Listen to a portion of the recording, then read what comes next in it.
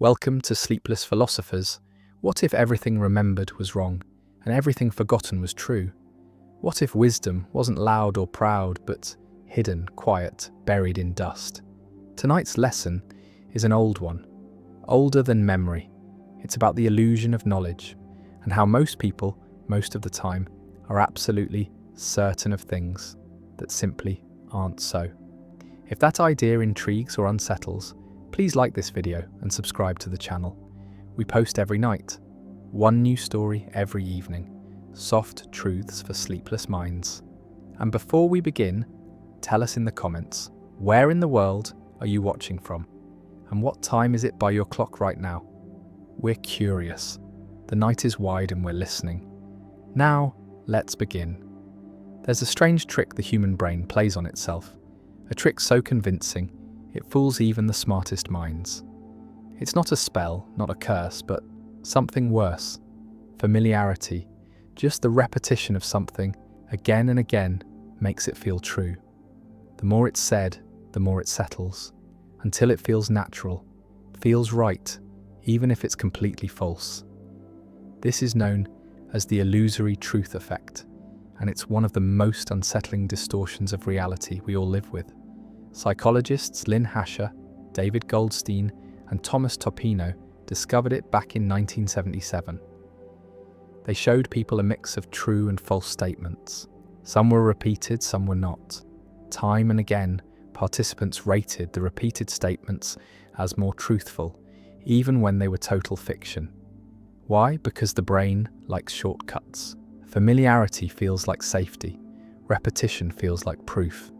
So instead of checking facts, the mind asks a simpler question. Have I heard this before? And if the answer is yes, the brain whispers, then it must be true. That's why rumors spread, why lies linger, why slogans work, and why history, when told often enough, becomes whatever version is most repeated. The truth becomes what is familiar, not what is real. Think of it. How many things are believed today? Not because they're right, but because they're repeated. Sugar makes kids hyper. False. Lightning never strikes the same place twice. False. You only use 10% of your brain. False. But they're sticky, and they feel right. Because the mind confuses frequency with fact. This has terrifying implications. If repetition can make anything feel true, then truth is not fixed. It's plastic. Molded by habit, culture, media, and mood. Whoever controls the message controls the mind.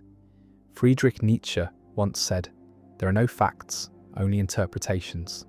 But maybe he was too generous, because now even interpretations can be manufactured, marketed, echoed, until the illusion becomes the belief. This is why propaganda works. It doesn't need to be subtle or smart. It just needs to be loud and often. Totalitarian regimes have known this for decades. Say something enough times, make it feel familiar, and people stop resisting. It becomes the wallpaper of thought. Joseph Goebbels, the Nazi propaganda minister, once said, "Repeat a lie often enough, and it becomes the truth." The fact that we now quote him to explain how modern media works should disturb anyone with a pulse. But this isn't just about politics. It happens in personal life too, in relationships, in families, in minds. A child told often enough that they are lazy starts to feel lazy. A person told they're not attractive, not capable, not enough, begins to live that story. And the brain, craving consistency, starts looking for evidence to match the lie. Because lies that feel familiar feel safe. And safe lies are harder to escape than scary truths.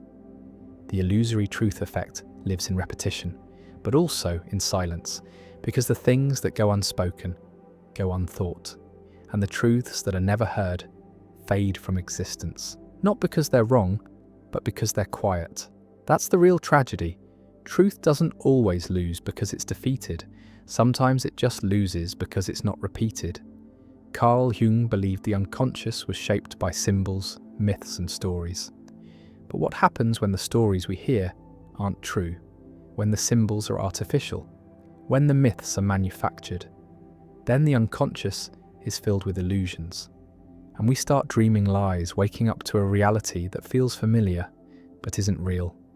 The truth is, the human mind was not built for objective accuracy. It was built to survive. And to survive, it needed speed, not certainty. Patterns, not proof. So we evolved with biases, and one of the most dangerous was the comfort of familiarity. Familiar foods felt safe. Familiar paths felt secure. Familiar people felt trustworthy. But now, in an age of infinite information, that same instinct is being used against us. Advertisers use it. Politicians use it. Manipulators use it. Repeat the brand, repeat the phrase, repeat the lie, until the repetition feels like reality. And the brain, ever lazy, ever trusting, nods along. Because remembering is easier than researching. Feeling is easier than thinking. And when the truth doesn't repeat itself, the lie gets louder. What can be done? Slow down, listen twice, question what sounds too familiar. Not because it's wrong, but because it might be. Learn to love the unfamiliar, the strange, the silent, the ideas that haven't been repeated to death. Seek out contradiction, not to be cynical, but to stay awake. Because what everyone believes isn't always what's true. And what's true isn't always what everyone believes. The mind is a mirror, and mirrors only reflect what they're shown. To see clearly, we must choose carefully what to reflect. And sometimes that means erasing the familiar to make room for the real. This was chapter 1 of 15, from 100 ancient lessons of wisdom to fall asleep to. Total word count, 1,000 words exactly. Let me know when you're ready for chapter 2 by typing a single apostrophe. Welcome to Sleepless Philosophers. What if the greatest danger to truth was not lies but repetition?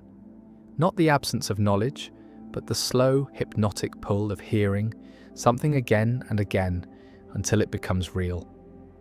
That is what we explore tonight, a strange phenomenon known as the illusory truth effect. If this story fascinates you even a little, please like the video and subscribe to the channel. We release a new episode every single night, a fresh idea every evening. Turn on notifications so you don't miss tomorrow's quiet thought. And before we drift further, drop a soft comment below. Where in the world are you watching this from? And what time is it for you right now? The night is wide and we're always listening. Now, settle in, because what you're about to hear shapes almost everything you believe. The illusory truth effect is simple. If something is said often enough, it starts to feel true. Not because it's supported by evidence, not because it makes sense, but because it's been repeated. Familiarity breeds belief. Psychologists Lynn Hasher, David Goldstein, and Thomas Topino first studied this back in 1977. Participants were shown a series of statements, some true, some false, some repeated, some not. What they found was eerie. The more a statement was repeated, the more likely people were to rate it as true, even when it was completely false. And even when they had been told it was false before. The brain wasn't checking facts, it was checking feelings.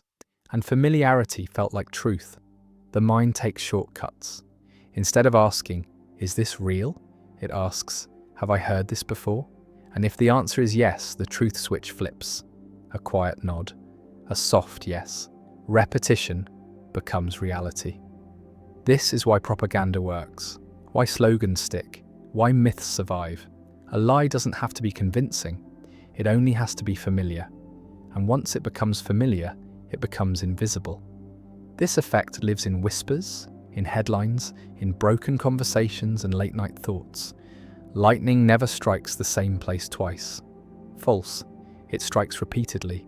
We only use 10% of our brains. False, but it feels right. Because it sounds familiar. Because it echoes softly in books, in movies, in passing speech. And the mind, hungry for shortcuts, takes the echo for evidence. Think about it. How many things do people believe? Not because they're true, but because they've heard them over and over, in families, in schools, in relationships. Repetition writes belief. This is why advertisers repeat brand names endlessly. why political campaigns recycle the same slogans, the same promises, the same simple phrases. Make X great again. Build back better.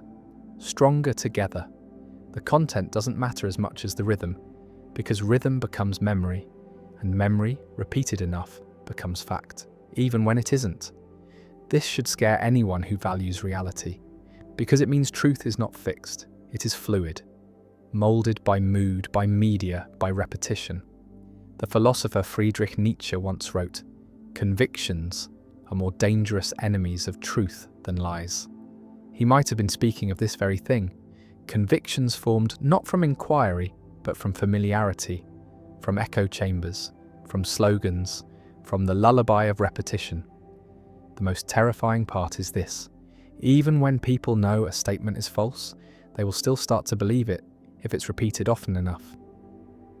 Later studies proved this. Even with full awareness, repetition slowly erodes resistance. Familiarity wears down skepticism. The lie begins to feel right, and right feels real. This doesn't just happen in society. It happens inside. A child told they're lazy, stupid, or worthless over and over starts to believe it. Not because it's true, but because it's repeated. The internal narrative becomes an echo, and the echo becomes identity. This is the dark power of repetition. It doesn't just spread ideas, it plants them, grows them, and hides their roots so well we forget they were ever planted. We assume they've always been there, that we were born believing them, but we weren't. We were programmed, slowly, softly, and often unknowingly. Carl Jung believed that the unconscious mind was shaped by repeated patterns, archetypes, symbols, repeated messages. What happens then when those messages are lies? What happens when the pattern we repeat is false? We dream in illusions, and we wake into them too. It's not just politics or childhood. It's love, it's self-image, it's memory. A partner tells us we're hard to love. Not once, but a dozen times. We begin to accept it. As society says beauty looks a certain way, not directly, but again and again, in subtle images, in faces that are shown, and others that are not. Eventually, it feels true, even if it isn't. The lie doesn't have to fight the truth, it just has to outlast it, out-repeat it, out-familiar it, that's all. And that is why the illusory truth effect is so powerful, because it doesn't use argument, it uses rhythm, like a song, a chant, a lullaby for the unconscious mind. So how can it be resisted? With slowness, with silence, with space. Question things that feel too familiar. Not because they're false, but because they might be. Step outside the loop. Listen to new voices. Contradict your assumptions, not to be clever, but to stay awake. Because once repetition begins, it wants to continue. It wants to become habit, and habit becomes truth, and truth becomes unquestioned. That is the real danger. Not that we're told lies, but that we slowly forget they are lies and start defending them, repeating them, teaching them, to others and to ourselves. Think of the stories we inherit, about history, about nations, about race, gender, power, work, success. How many of them are true? How many have simply been repeated? This is just the way things are, is it? Or is it just the way things have always been said? The philosopher Epictetus once told his students, "It is impossible for a man to learn what he thinks he already knows." Repetition gives us that illusion, that we already know, that there is nothing left to question, but there always is.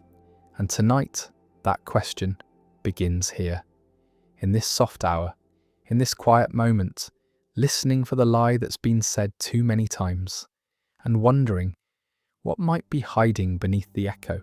The danger of repetition isn't just in public ideas, but in private ones, the ones whispered at night, the ones no one else can hear, but are said over and over in the quiet spaces of thought, in the silence between actions, in the rehearsed criticisms we recite without knowing. And over time they become indistinguishable from truth, not because they're reasoned or real, but because they've been rehearsed into reality. Like a song that plays on loop until we stop hearing it as music and start hearing it as fact. And the most repeated song for many is the song of the self, the endless monologue of judgments and assumptions, the ideas we have about who we are, where we've failed, what we lack, what we should be. And these internal repetitions carry the same illusion as the external ones, but deeper because they hide in us, behind the eyes, behind the voice we use to navigate the world, behind the words we use to speak to ourselves. And once these ideas settle, they begin to shape perception, like a lens that colours everything we see. A bias not just in belief, but in attention, because once something is believed, it becomes a filter, and filters never let in light they're not built to see, which is why changing a belief isn't about learning something new. It's about unlearning something old. And the older the lie, the more it feels like it belongs, like it's part of the foundation. Like removing it will collapse the structure. And sometimes it will, but only because the structure was built on illusions to begin with. And illusions, no matter how familiar, do not make good ground for building a life.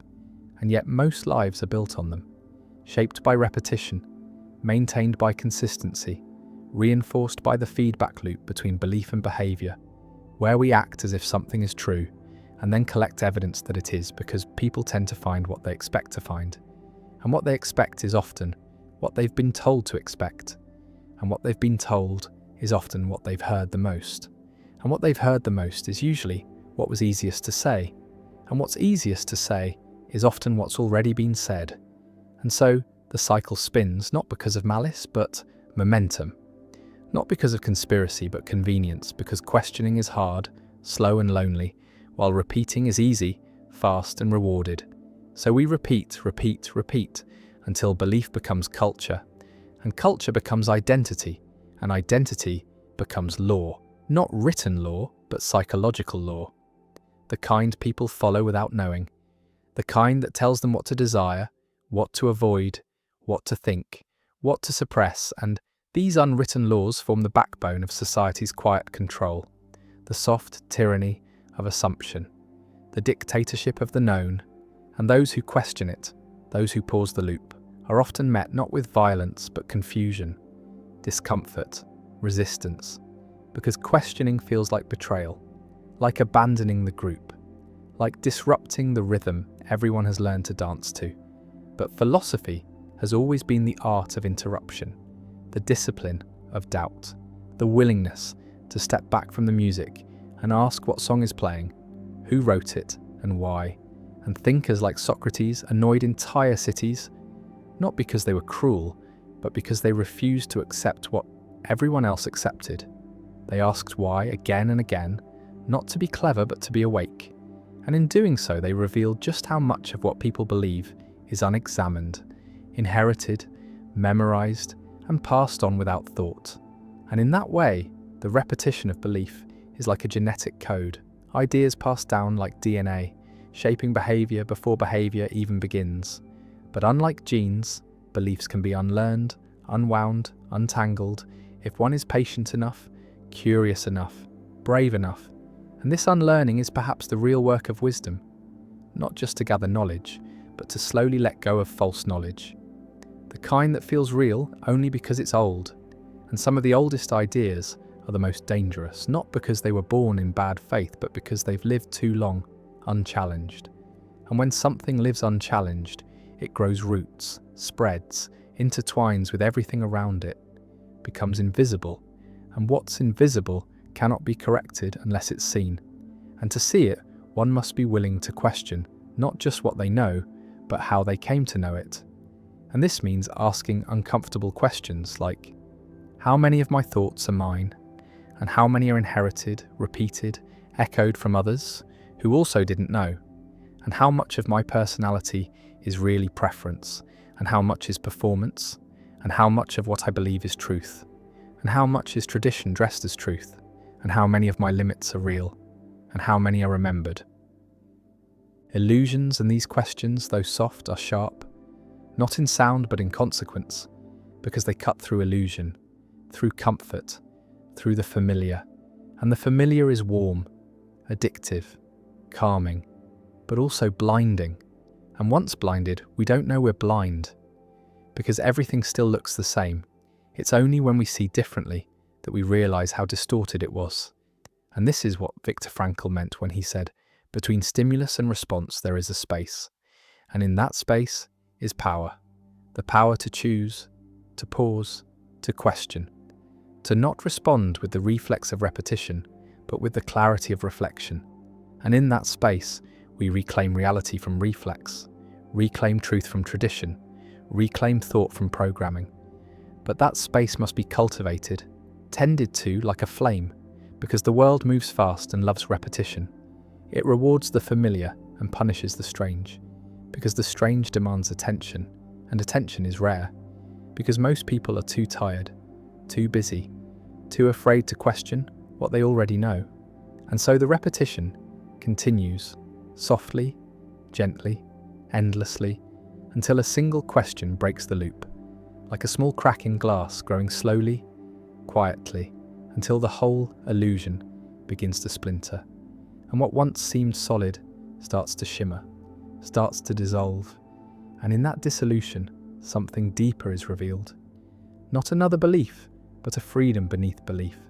The quiet freedom of not needing to know everything, of not having to be right, of not trusting the voice that only speaks in echoes. There's something haunting about realizing that the self is built more from memory than from fact, and that memory itself is nothing more than selective repetition, dressed as evidence. Because what we remember isn't the full story, but the parts that were repeated the most.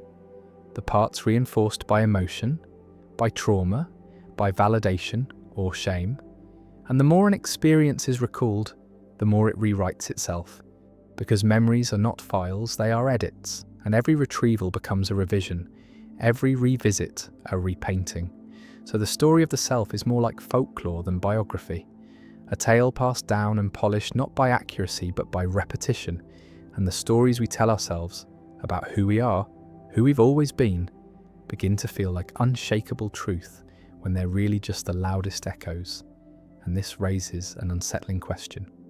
How much of identity is real? And how much is simply remembered wrong and remembered often? And this isn't just poetic, but neurological, because neuroscientist Karim Nader found that each time a memory is recalled, it enters a malleable state, a brief window where it can be altered, distorted, even overwritten, before it's stored again, slightly changed, like a whispered sentence in a long game of telephone. So the self becomes a story with no original version, only versions of versions. And the longer we live, the more we become convinced of a character we didn't fully choose, a narrative we didn't consciously write. And the mind, desperate for coherence, latches onto these distorted memories, knits them into identity, and guards them like sacred truths. Because without them, what's left? And the philosophers knew this long before the neuroscience confirmed it. Nietzsche saw identity as fluid, fragmented, layered in masks and roles, each one mistaken for the face beneath. And David Hume famously concluded that he could never catch the self, only a bundle of perceptions, flickering like candlelight, shifting without center. And yet society demands consistency, rewards stability, punishes contradiction. So we lock ourselves into a version of the self that's easiest to explain, easiest to market, easiest to defend. And then we forget we ever locked the door, and we spend years protecting the prison as if it's a palace, repeating stories that hurt us because they're familiar, reinforcing roles that drain us because they feel safe, defending illusions because the alternative feels like dissolution. But what if letting go isn't death? What if it's just quiet? What if it's just space to question, to unravel, to loosen the threads of the identity that's been stitched together by others' voices, old fears, outdated mirrors, and repetition, always repetition. And it shows up in strange places, in the way someone always plays the caretaker, even when they're exhausted, because they've been told they're the strong one, the responsible one, the reliable one. so often that it feels like fate, or in the person who believes they're unlovable because a few voices long ago said so, and those voices echo still, louder than truth, louder than evidence, because evidence is quiet and scattered. But repetition is rhythmic and persuasive, and when an idea about the self is repeated enough, it gets baked into identity, and identity becomes destiny, unless it's questioned. And questioning the self is not self-doubt, it's self-awareness. It's recognizing that not every thought about the self is a fact.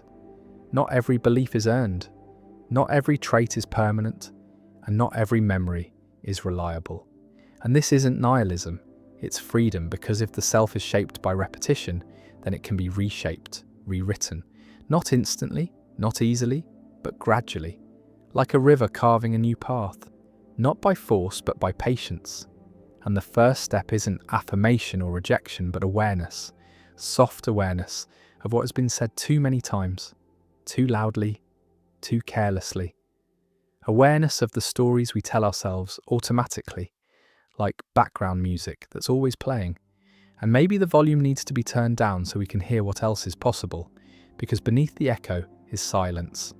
And in silence there's room for something true, something original. Not in the sense of new, but in the sense of not repeated. Something that doesn't come from habit or history, but from presence. And presence is the antidote to illusion. Not because it reveals a single truth, but because it breaks the loop. It pauses the echo. It invites a different rhythm, one where the mind listens before it speaks, observes before it explains. And this kind of listening is rare, because most people are trained to speak in certainties, in scripts, in the narratives they've rehearsed, not because they're proud of them, but because they've never questioned them. And the world rewards this, rewards confidence over curiosity, conviction over contemplation. But ancient wisdom tells another story. The Tao speaks of the virtue of not knowing, of flowing with change, of not clinging to names or roles, and in the Tao Te Ching, identity is seen as a mask, a temporary posture, useful but not real, and to be free is to be formless, adaptive, like water. But modern life teaches the opposite. Be fixed, be solid, be defined, have a brand, have a take, have a stance, and defend it endlessly, even when it no longer fits, even when it hurts. And so people carry identities like armor, even in safe places, even in sleep. But sleep is where truth whispers, where the masks loosen, where the stories slow down. And that's why moments like this matter. Not because they teach anything new, but because they unteach what's been repeated without reflection. And repetition is only dangerous when it's mindless, when it replaces memory with mimicry, when it turns the self into a statue instead of a stream. And so maybe the softest form of rebellion is to question what has always felt obvious, to hold identity like an open hand instead of a clenched fist, to let memories be stories instead of sentences, to let belief be flexible instead of final, to allow the self to breathe, to forget, to wonder, and to be rewritten not by others' words but by quiet, by attention, by care. And the question that forms like condensation on the window of thought is this: what part of who we are would remain if all the repeated things were silenced, if all the labels fell away, if all the mirrors were covered, if all the roles were paused, not out of rebellion but out of rest? What would be left in the stillness if nothing needed to be performed? Because performance is the unconscious reflex of a mind trying to keep up with the expectations that repetition has carved into identity, like grooves in wood. Deep, worn, predictable, but predictable doesn't mean real. And this is where so many suffer, quietly, painfully, invisibly, because they feel false but don't know why. They wear the clothes of a self they didn't choose, recite the lines of a character written by memory and culture and childhood. And inside they ache, not because they're broken, but because they are buried. And what's buried begins to decay if it's never allowed to breathe. And so people become hollow, not because they lack meaning, but because they've repeated meanings that never belonged to them in the first place. And meaning, real meaning, can't be borrowed. It has to be built. Slowly, personally, courageously. And that building often begins with undoing, with unlearning, with the soft but serious work of disentangling what was taught from what is true. And what is true is not loud, not certain, not repeated in headlines. It is quiet and patient and requires attention. And attention is rare because distraction is constant, and repetition thrives in distraction. It feeds on automation, on the mind's tendency to default to the familiar path, because the unfamiliar feels risky even when it isn't, and the familiar feels safe even when it hurts. And so people return again and again to beliefs that damage them, to narratives that shame them, to relationships that shrink them. Not because they love pain, but because the pain is known. And known pain feels more livable than unknown freedom. And that's how deep repetition goes. It becomes emotional muscle memory. And changing it feels like betrayal, not of others, but of the self, as it has been known.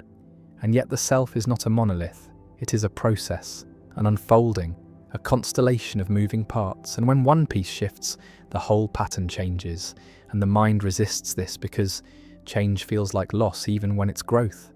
Because every new belief requires the death of an old one. And grief is the price of evolution. And many aren't willing to pay it, so they stay stuck in the story that was told too many times. The one that goes, I'm not smart enough. I'm too sensitive. I always ruin things. I have to earn love. I need to stay quiet. I need to stay strong. I don't deserve peace. And on the script plays. And the tragedy is not just that it's false, but that it's familiar. And familiarity is mistaken for truth, again and again. And philosophers have long warned of this. Kierkegaard called it the sickness unto death, the despair of being trapped in a self one cannot escape, not because the self is real, but because the lie is loud. And when the lie is loud and constant, the soul forgets its shape, and this forgetting becomes the normal, becomes adulthood, becomes coping. And in that coping is silence. And in that silence is the slow erosion of vitality. Not all at once, but in fractions, in compromises, in nods and smiles and performances that are applauded but not felt. And eventually, the applause feels like the only proof of existence. And so people become addicted to being seen even if they're never truly known. And that addiction to visibility is the final triumph of repetition, because it turns even the search for truth into a performance, into a brand, into a curated feed of identities, each one selected for validation, not for authenticity. And the self becomes a reflection of reflection, a hall of mirrors where the original face is lost. And this loss is devastating, but disguised as success, because the world rewards those who repeat what it wants to hear, even if what it wants is shallow, broken, or false. And resisting this takes more than strength. It takes solitude, deep listening, the kind of listening that is not waiting to speak. Not listening for agreement, but listening for dissonance, the quiet discomfort that signals something real beneath the performance. And this kind of listening is not taught because it doesn't serve systems. It doesn't boost profit. It doesn't obey authority. It simply invites the truth to emerge, not as dogma, but as discovery. And that's what ancient wisdom always pointed toward. Not knowledge as possession, but as process, as unveiling, as presence, as stillness. And stillness is where repetition is noticed, where the loop becomes visible. And what is visible can be changed, not all at once, but moment by moment, choice by choice. And each time the loop is interrupted, even slightly, a window opens and light gets in. And in that light we might see ourselves not as broken statues needing repair, but as gardens needing sunlight, needing care, needing truth that hasn't been rehearsed, and that truth won't sound like what we've heard 1,000 times. It will sound strange, maybe even wrong, because unfamiliar truth always sounds wrong at first. Not because it is, but because we haven't heard it enough. And that's the paradox. To undo the damage of repetition, we must repeat something else, something healing, something honest, something slow. And that repetition becomes ritual. And ritual becomes remembrance, not of who we were told to be, but of who we are when we are quiet enough to listen. And slowly, gently, something begins to shift. Not in the world outside, but in the echo chamber of the inner world, where thoughts repeat like dripping water, carving grooves into the stone of identity, where assumptions masquerade as truths, and truths become habits, and habits become cages, not built with walls but with words. The same words thought again and again until they form the invisible script of a life that looks full but feels hollow, and the hollowness is not always loud. Sometimes it hums, sometimes it waits, sometimes it hides behind achievement, behind the applause of others, behind the comfort of routine. But it is there, and it is ancient, and it speaks in the quiet moments, in the late hours, when nothing is distracting enough to drown it out. And in those moments, a person begins to wonder, what if the most dangerous lies are the ones I've told myself, not once, not twice, but endlessly? So often I stopped noticing they were lies and started mistaking them for my voice, and what if that voice has never been mine at all, but a collage of everything I've absorbed without question, everything I've copied to survive, and the weight of that realization is heavy but clarifying, because it reveals the work not as some grand reinvention, but as a quiet return, a peeling away of what was never true, never needed, and that peeling hurts, not because the false self was good, but because it was familiar, and familiarity feels like safety even when it suffocates. And the paradox of healing is that it begins with grief, not just for what was lost, but for what was believed, and believed in vain. And so much belief is just memory with a costume on, just repetition dressed up as knowing, and knowing is dangerous when it becomes rigid, because then it resists new truth, refuses contradiction, locks the mind in yesterday's understanding, and yesterday's understanding is often wrong, but defended because it is old, and the older the idea, the more sacred it feels, even when it harms. And this is why ancient wisdom always came wrapped in paradox, because paradox is what breaks the mind open, makes space where there was only certainty, and certainty is what blinds, while doubt is what allows light to enter, and the light is not always comforting. It reveals dust, it reveals mess, it reveals the unexamined corners we've ignored, the inherited beliefs we've mistaken for principles, the patterns we've followed because they were modelled, not because they were meaningful. And this is where awareness begins. Not as knowledge, but as noticing, the act of catching the thought before it runs its loop, the moment of pause between the stimulus and the story, the breath before the reaction, and in that breath there is power. Not dramatic power, but subtle power. The power to choose again, to not replay the script, to not believe the lie just because it's been believed 1,000 times. And this choice is not loud, it's not heroic in the traditional sense. It's invisible, internal, and it must be made again and again until the new story becomes the familiar one, until the new belief feels like home, not because it's easy, but because it earned, because it's true. And truth, real truth, doesn't shout. It doesn't demand agreement. It just stands quietly and waits to be noticed, waits to be remembered. And the remembering is slow like thawing, like returning warmth to a place long frozen. And in that warmth there is softness, and in that softness, new growth, the kind of growth that doesn't need applause, doesn't need proof, just presence.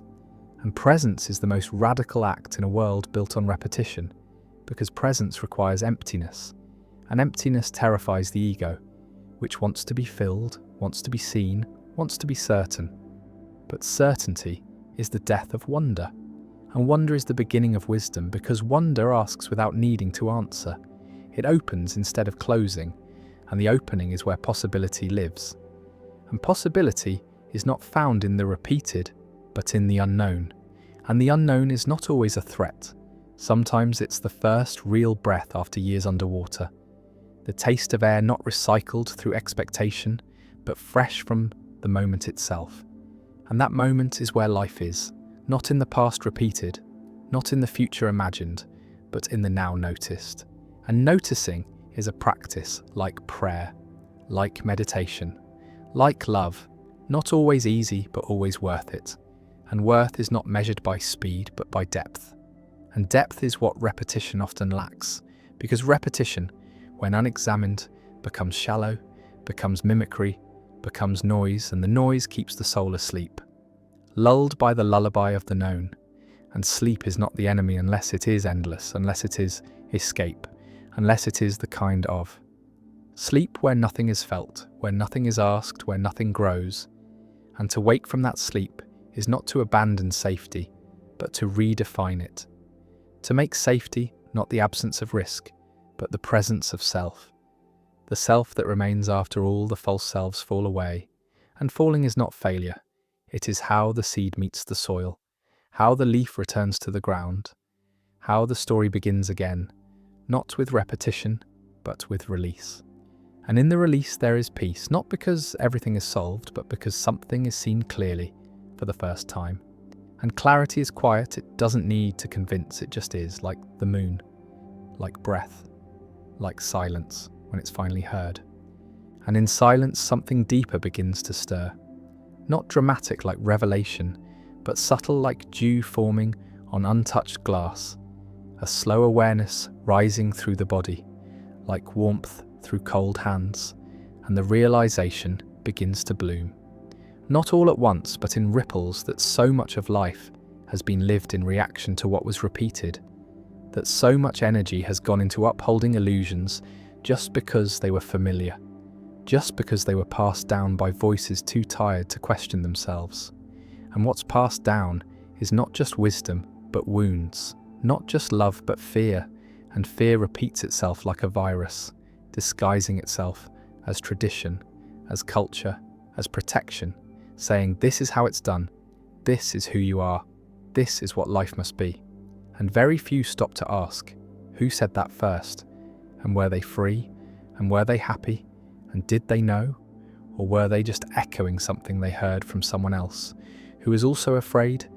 And if that chain isn't broken, it becomes a lineage of illusion, a family tree of forgotten voices repeating the same tired script. And the script says, stay small, stay safe, stay the same. Don't question, don't pause, don't ask for more. And if you do, feel guilty, because questioning is betrayal, because comfort is loyalty, because rebellion is selfish, even if it's silent. And so people shrink inside their lives, carrying dreams like contraband, walking through the days like actors reciting a play they didn't audition for, applauded for their performance even as they forget their own lines. And the forgetting is disguised as growing up, as being realistic, as adapting. But sometimes adaptation is slow death. Sometimes it's the soul bending itself into shapes that don't fit just to belong, just to be loved, just to avoid rejection. And the tragedy is that even that bending becomes habitual, becomes muscle memory, becomes a reflex so deeply ingrained that unbending feels unnatural, painful even, because freedom always hurts at first when you've lived too long in a cage, and cages can be beautiful, gilded, praised. They can look like careers, like marriages, like success, but if they require you to abandon your truth to maintain them, they are still cages. And the keys are usually in the places no one wants to look. In grief, in shame, in contradiction, in memory. And memory, again, is not what's happened, but what was repeated, what was reinforced, what was felt with enough intensity to be carved into the neural pathways like grooves in a record. And those grooves play the same song again and again until it sounds like fate. But it isn't fate, it's habit, it's pattern. And patterns can be broken, but only by becoming aware of them. And awareness is not dramatic. It is quiet. It is sitting with the thought that maybe, just maybe, the problem is not who I am, but what I've believed. Not what I lack, but what I've accepted. Not what I've failed to do, but what I've done too automatically, too often, without reflection. And reflection is hard because it shows you what you've missed, what you've denied, what you've pretended not to know, and that pretending is sometimes survival, because some truths are too heavy to carry all at once. So they wait, patient like unopened letters.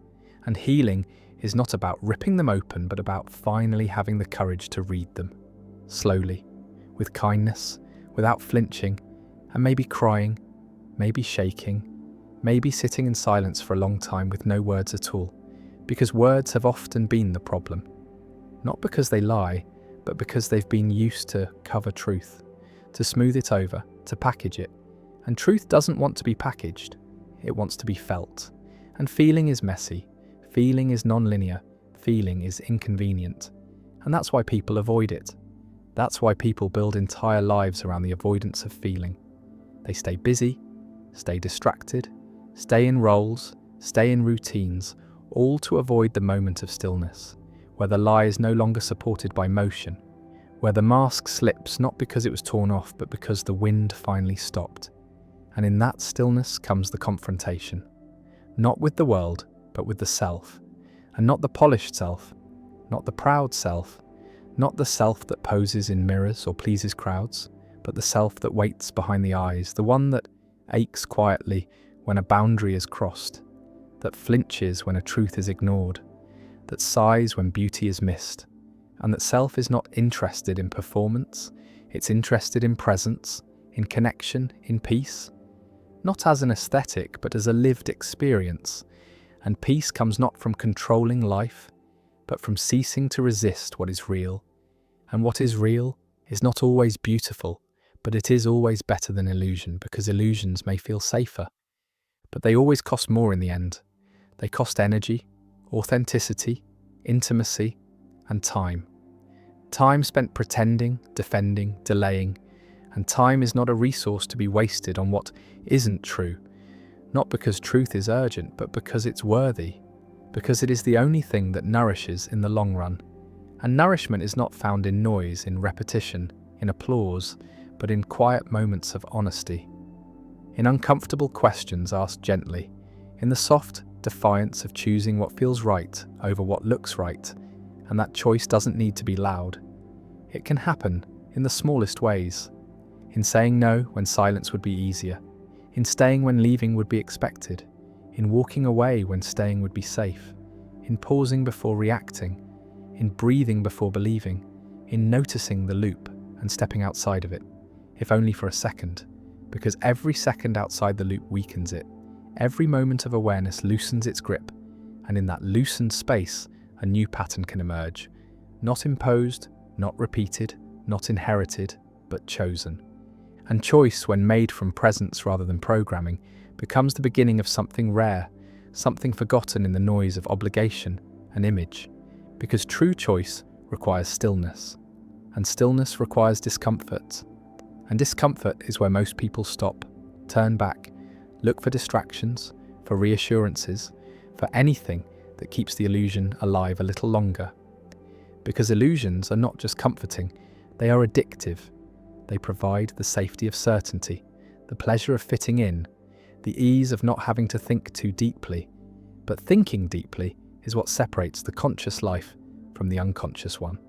And most lives are unconscious not because people are lazy or weak, but because the structures of the world reward sleep, reward mimicry, reward conformity dressed up as achievement. And in that reward system, even the rebels are often just reverse conformists, repeating opposition with the same lack of awareness. And awareness is what breaks the cycle, not awareness as intellectual knowledge, but as lived sensitivity. The ability to notice without judgment, to feel without labeling, to question without immediately needing an answer. And in that space, something begins to wake up, not as a concept, but as a sensation, a flicker of aliveness that has nothing to do with success or failure, and everything to do with being real. And realness is rare, not because it's complicated, but because it's vulnerable. And vulnerability is dangerous in a world built on performance, a world that rewards masks, that punishes softness, that weaponizes openness. But philosophers have always known that vulnerability is not weakness, it is the birthplace of truth. Because you cannot be known if you are never exposed, and you cannot love if you are never seen. And being seen is terrifying when you've only ever been praised for who you pretend to be. And so people stay hidden in plain sight, surrounded but alone, admired but untouched, loved but not felt. And the irony is that they are starving for what they fear: connection, honesty, depth, And the tragedy is that many go their entire lives without tasting it. Not because it's unavailable, but because it's unfamiliar. And the unfamiliar feels wrong, even when it's exactly what's needed. And so healing becomes a slow process of re-familiarizing the soul with what it once knew, what it still longs for, what it whispers about in dreams and sleepless nights. And those whispers matter. Those whispers are the trail, the map, the faint signal that something inside is still alive, still waiting, and that wait is sacred, because the soul cannot be killed, only covered, only silenced, only shamed into submission. And shame is the most insidious form of repetition, because it loops without evidence, it convinces without facts. It roots itself not in reason, but in emotion. And emotion doesn't respond to logic. It responds to attention, to care, to presence. And that's why healing is not about fixing, but about listening, about staying with what hurts without trying to explain it away, without trying to rush it, without trying to make it acceptable. And in that presence, something shifts, not instantly, not loudly, but undeniably. And that shift is the seed of transformation. Not the transformation itself, but the beginning of it. The moment the soil opens to receive the truth. And that truth may not look impressive, may not win praise, may not be easy to share, but it is yours. And what is truly yours cannot be taken, only forgotten. And remembering is the most radical act of all. Not remembering facts or dates or formulas, but remembering the self beneath the scripts, the breath beneath the noise, the life beneath the labels. And labels are useful only when they're loose, when they're tools and not cages. And most people wear their labels like armor, thinking they protect. But armor that is never removed becomes a prison. And the soul needs to stretch, to breathe, to expand beyond definition. And that expansion is what the ancient mystics meant when they spoke of awakening. Not enlightenment as perfection, but awakening as awareness, as returning, as soft clarity. And clarity is soft because it doesn't argue. It doesn't need to be defended. It just is. Like a quiet room after a long storm. Like an exhale after years of holding your breath. And in that quiet, something ancient speaks. Not in words, but in knowing. And that knowing is not taught, it is remembered. And it was never gone, only buried beneath the repetitions of others' voices. And those voices were loud, were early, were constant, but they were not truth. They were patterns, projections, echoes of their own wounds. And passing down wounds is how suffering survives, but it doesn't have to. It can end with one person who decides to notice, who decides to pause, who decides to feel instead of repeat, to soften instead of brace, to listen instead of assume. And that decision, made again and again in the quiet moments, changes everything.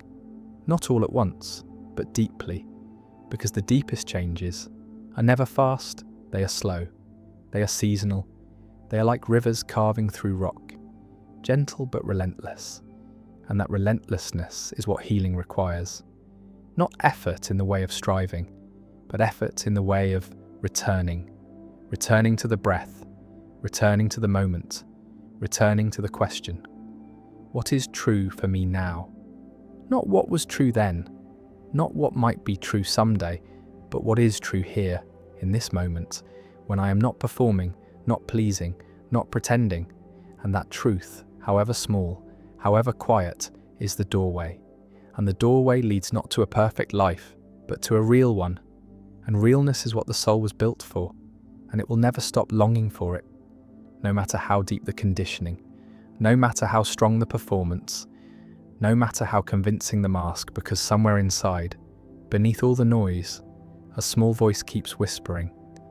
There is more, there has always been more, and it's not out there, it's here, it's you. And the voice, that soft and persistent whisper beneath all else, begins to feel more familiar, like a melody remembered from a dream, faint but insistent, calling the listener back to something not new but ancient, something that had always been there but long drowned in the noise of performance and repetition. And what is most unsettling is how quiet truth is, how undramatic, how unglamorous, how deeply ordinary it feels when finally touched, not like a revelation, but like a return, like waking up in one's own home after years of exile. And that exile is not from place, but from self. And self is not a brand or a statement or a curated display. It is the quiet awareness behind the eyes, the breath behind the words, the space between reactions. And when that space is widened, something strange happens.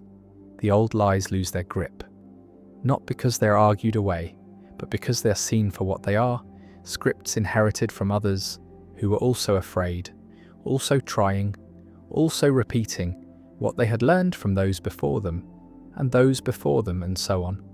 A long unbroken chain of people surviving in the ways they were taught, often at the expense of their truth. And survival is sacred, but it is not the same as living. And many confuse the two, believing that endurance is wholeness, that managing pain is the same as healing it, that functioning is the same as being fulfilled, but it is not. And when the soul finally tires of merely surviving, it begins to rebel in subtle ways, through exhaustion that doesn't go away, through sadness that cannot be explained, through restlessness that persists even in comfort. And those symptoms are not failures. They are signals. Gentle alarms from the psyche saying it is time to stop pretending, time to stop repeating, time to listen. And listening is hard when the world is loud, when algorithms shout and headlines scream and everyone is selling certainty. But certainty is the most dangerous sedative of all, because it puts the mind to sleep while convincing it that it's awake. And true wakefulness is not about answers. It's about questions that stay open, wounds that stay visible, hearts that stay soft even when they hurt. And that kind of softness is not weak. It is resilient. It bends but does not break. It allows without collapsing. It feels without flooding. And that is the kind of self that emerges when repetition is interrupted. Not a polished self, not an impressive self, but a real one. One that no longer performs pain to gain sympathy or success to gain love, but simply exists in presence, in honesty, in quiet defiance of a world that measures worth by how loudly one shouts. And in that quiet defiance there is power, not the kind that dominates, but the kind that endures, that glows instead of burns, that nourishes instead of consumes. And philosophers like Marcus Aurelius knew this power well, writing to himself in the margins of empire, reminding his soul that everything external is fleeting, that character is the only possession worth keeping, that repetition of shallow desires leads only to emptiness, that real peace cannot be borrowed from applause or bought with achievements. And his words echo still because they speak to what never changes, the core need to remember who we are, beneath the noise, beneath the roles, beneath even the thoughts. Because thought is often the echo of conditioning, and the deeper self is not a thought but a witness. And witnessing is not passive, it is the foundation of change. Because nothing can be changed until it is first fully seen. And seeing requires stillness, requires courage, requires the willingness to pause before reacting, to breathe before judging, to stay when the impulse is to flee. And every time that pause is practiced, something deep rewires, a pattern loosens, a wound begins to close, not through denial but through acknowledgement. And this is the slow alchemy of healing, the transformation that happens not in grand gestures but in quiet moments of truth. And truth is not comfortable, but it is kind because it frees, even when it hurts, even when it demands loss. And loss is part of the process, because to become whole, we must grieve the selves we pretended to be, the stories we clung to, the identities we used to survive.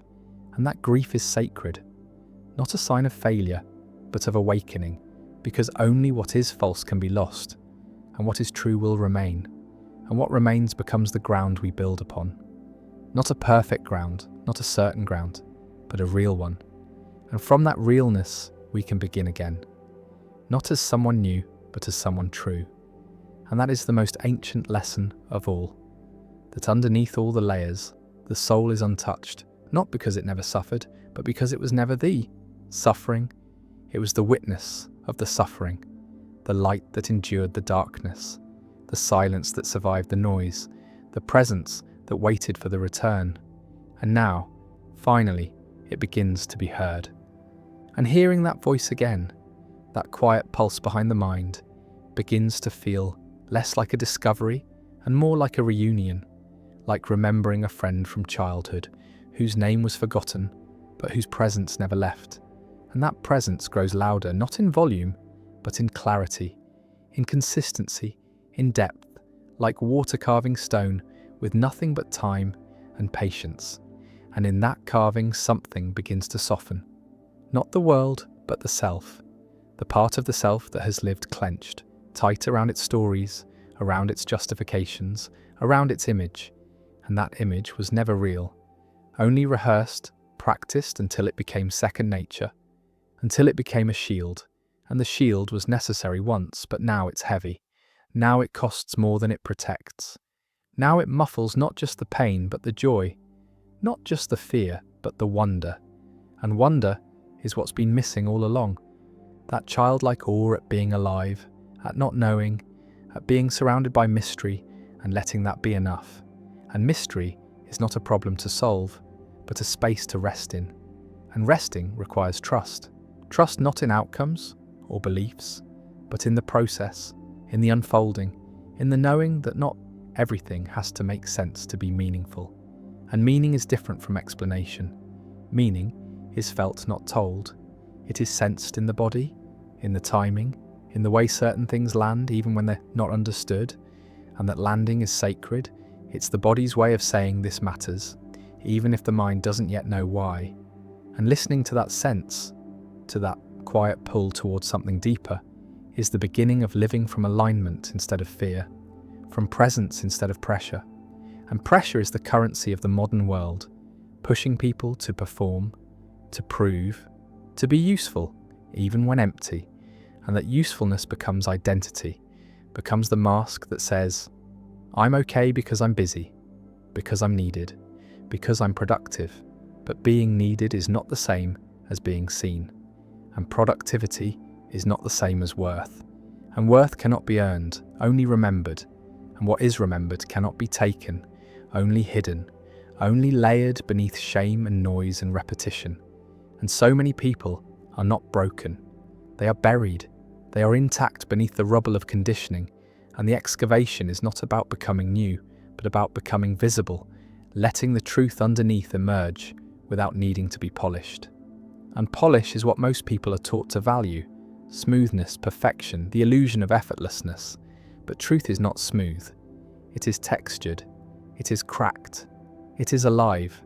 And aliveness is not always pleasant, but it is always honest.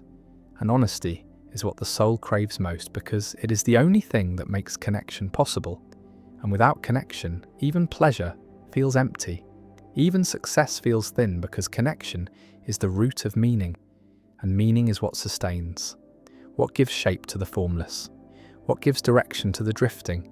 And drifting is not always a problem, but it becomes one when it goes unnoticed, when it becomes a lifestyle rather than a phase. And the difference between drifting and exploring is intention. And intention is a form of attention. And attention is the rarest form of love. As philosopher Simone Weil once said, because to give true attention is to say, I see you, I am with you, I am here. And that presence changes things, not because it fixes them, but because it validates them. And validation is not agreement. It is acknowledgement. It is saying this matters. This happened. This is real. And in a world that rushes to solutions, to distractions, to conclusions, sometimes the most healing thing is to simply sit with what is, to allow the moment to breathe, to not reach for an answer, but to stay with the question. And some questions are not meant to be answered, only lived, only carried gently through time until they reveal their shape. And living with questions requires humility, the kind of humility that says I don't know, and that's okay. The kind that invites curiosity instead of control. The kind that listens more than it speaks. That observes more than it judges. And in that observing, something becomes visible that was always there but never seen.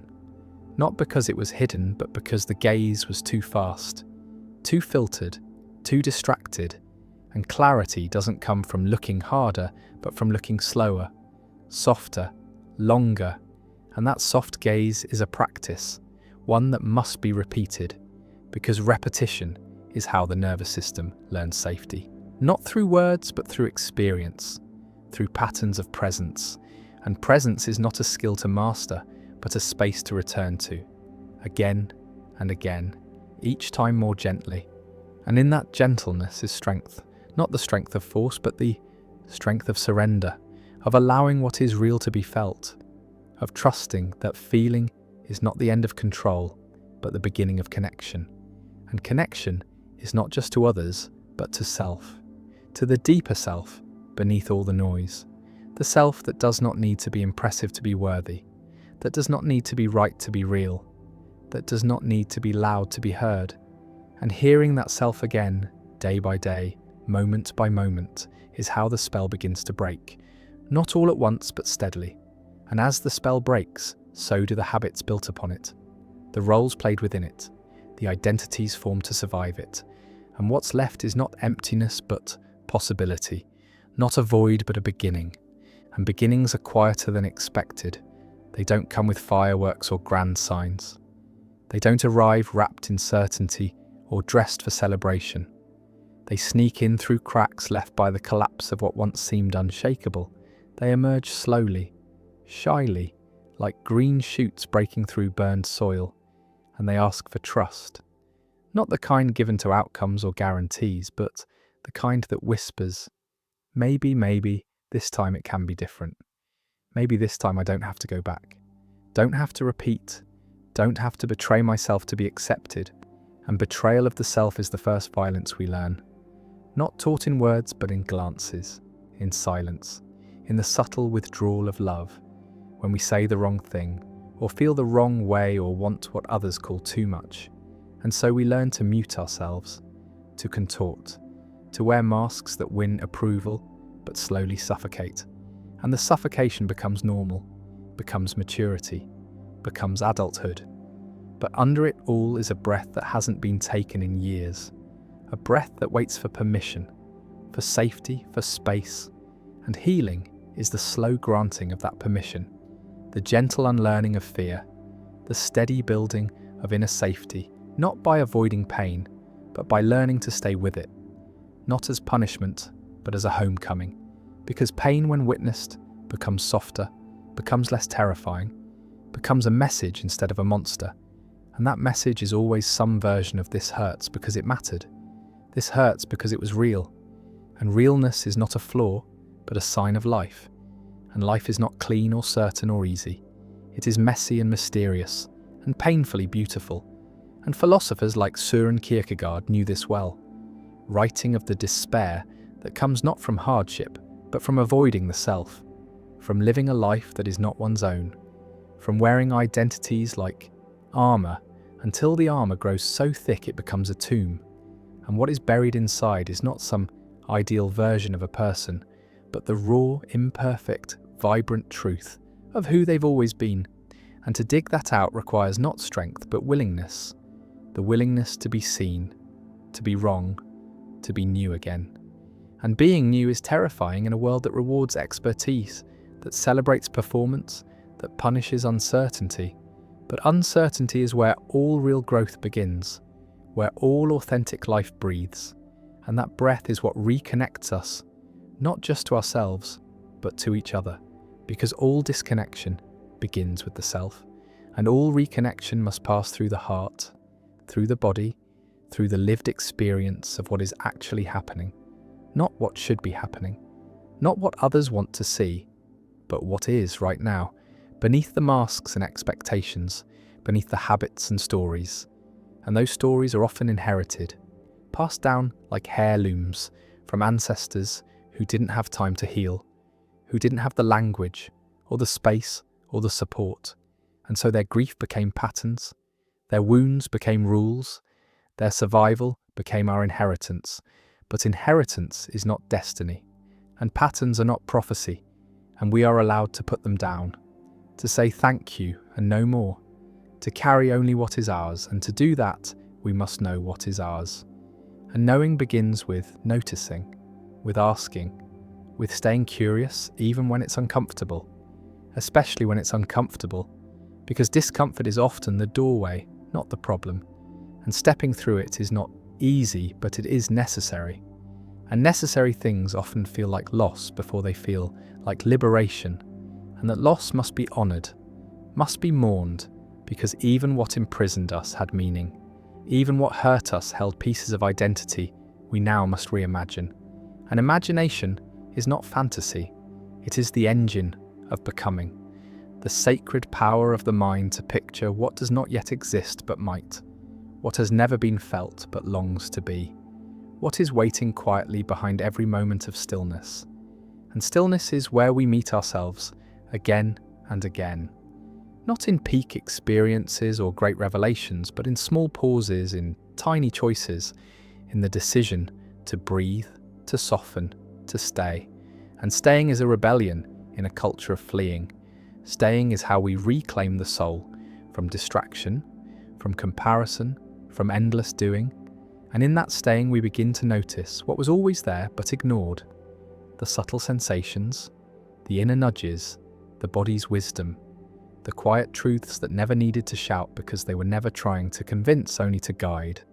And guidance that does not manipulate is rare, and often it feels unfamiliar, even wrong, because we are used to pressure disguised as advice, to control disguised as love. But real guidance holds space without demand, offers without expectation, waits without urgency, and that waiting is a mirror of the soul itself. Patient beyond comprehension, loyal even in exile. And now, finally, as the noise quiets, its voice returns.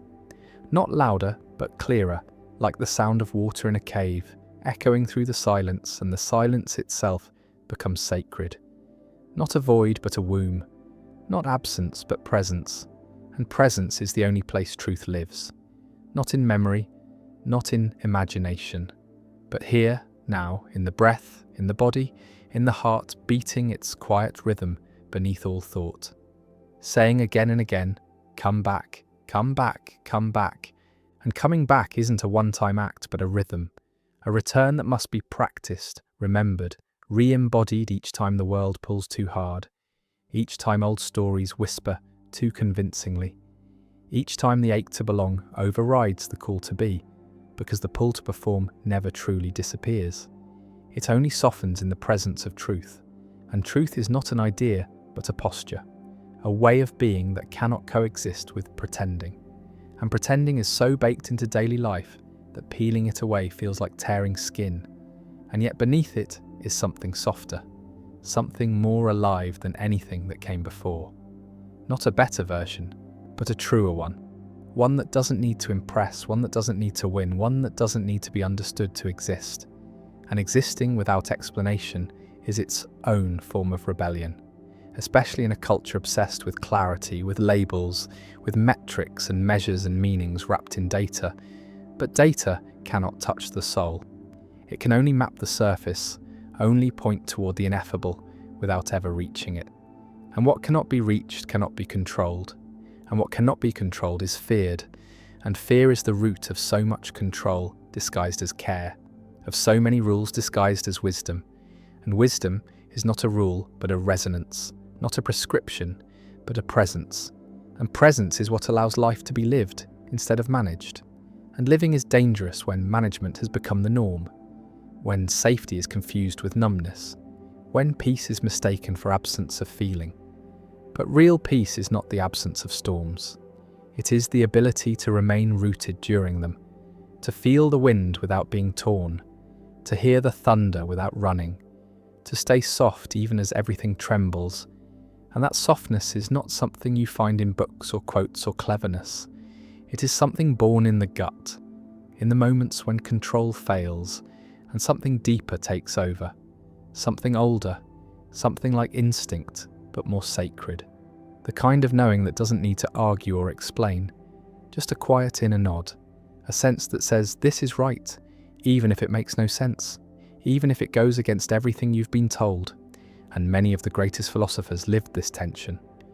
Friedrich Nietzsche wrote not to be agreeable, but to disrupt, to shake the mind out of its comfort, to remind people that truth is not polite, that becoming whole often looks like breaking apart, and what breaks is not the self, but the illusion, the fragile shell we build to keep from feeling too much. And when that shell breaks, there is grief, of course, and disorientation, and anger, and doubt, but also light, also breath, also the strange sensation of being more alive than ever. And that aliveness is not comfortable, but it is real, and realness is what we're here for. Not applause or accolades or alignment with other people's ideas of success, but raw, unfiltered presence in this moment. And this moment is the only thing that ever truly exists, and yet it's the thing most people miss. Chasing futures that never arrive, rehearsing pasts that never change, and in the process missing the only thing that's ever real. The now, the breath, the hum beneath the noise, the heartbeat beneath the story. And stories are powerful, but they are not truth. They are only the containers of meaning. And when we mistake the container for the content, we become rigid. We defend the shell instead of nourishing what's inside. And nourishment is what most souls are starving for. Not validation, not success, not distraction, but nourishment. Deep, real, slow engagement with what is, and slowness itself is a kind of medicine in a world addicted to speed. Because speed flattens everything, turns beauty into content, turns process into product, turns people into profiles, but slowness allows space for wonder, and wonder is what keeps the soul from calcifying, from becoming so sure of its stories that it stops listening. And listening is the greatest act of love. There is not listening to reply or fix or prove, but listening just to hear, just to feel, just to bear witness. And when we learn to do that for ourselves, everything changes. Because the parts of us we've silenced begin to speak, and they do not speak in logic or language. They speak in shivers, in tension, in longing, in the ache of a memory we never knew we carried, in the flicker of joy we thought we had to earn. And to listen to that language is to step into a different world, one where success is measured by alignment, not achievement, where value is measured by presence, not performance.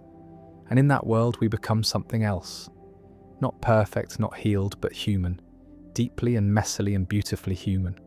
And that is the most ancient truth of all, the one that cannot be taught, but only uncovered, like a treasure buried under years of pretending, like a secret we once knew but forgot.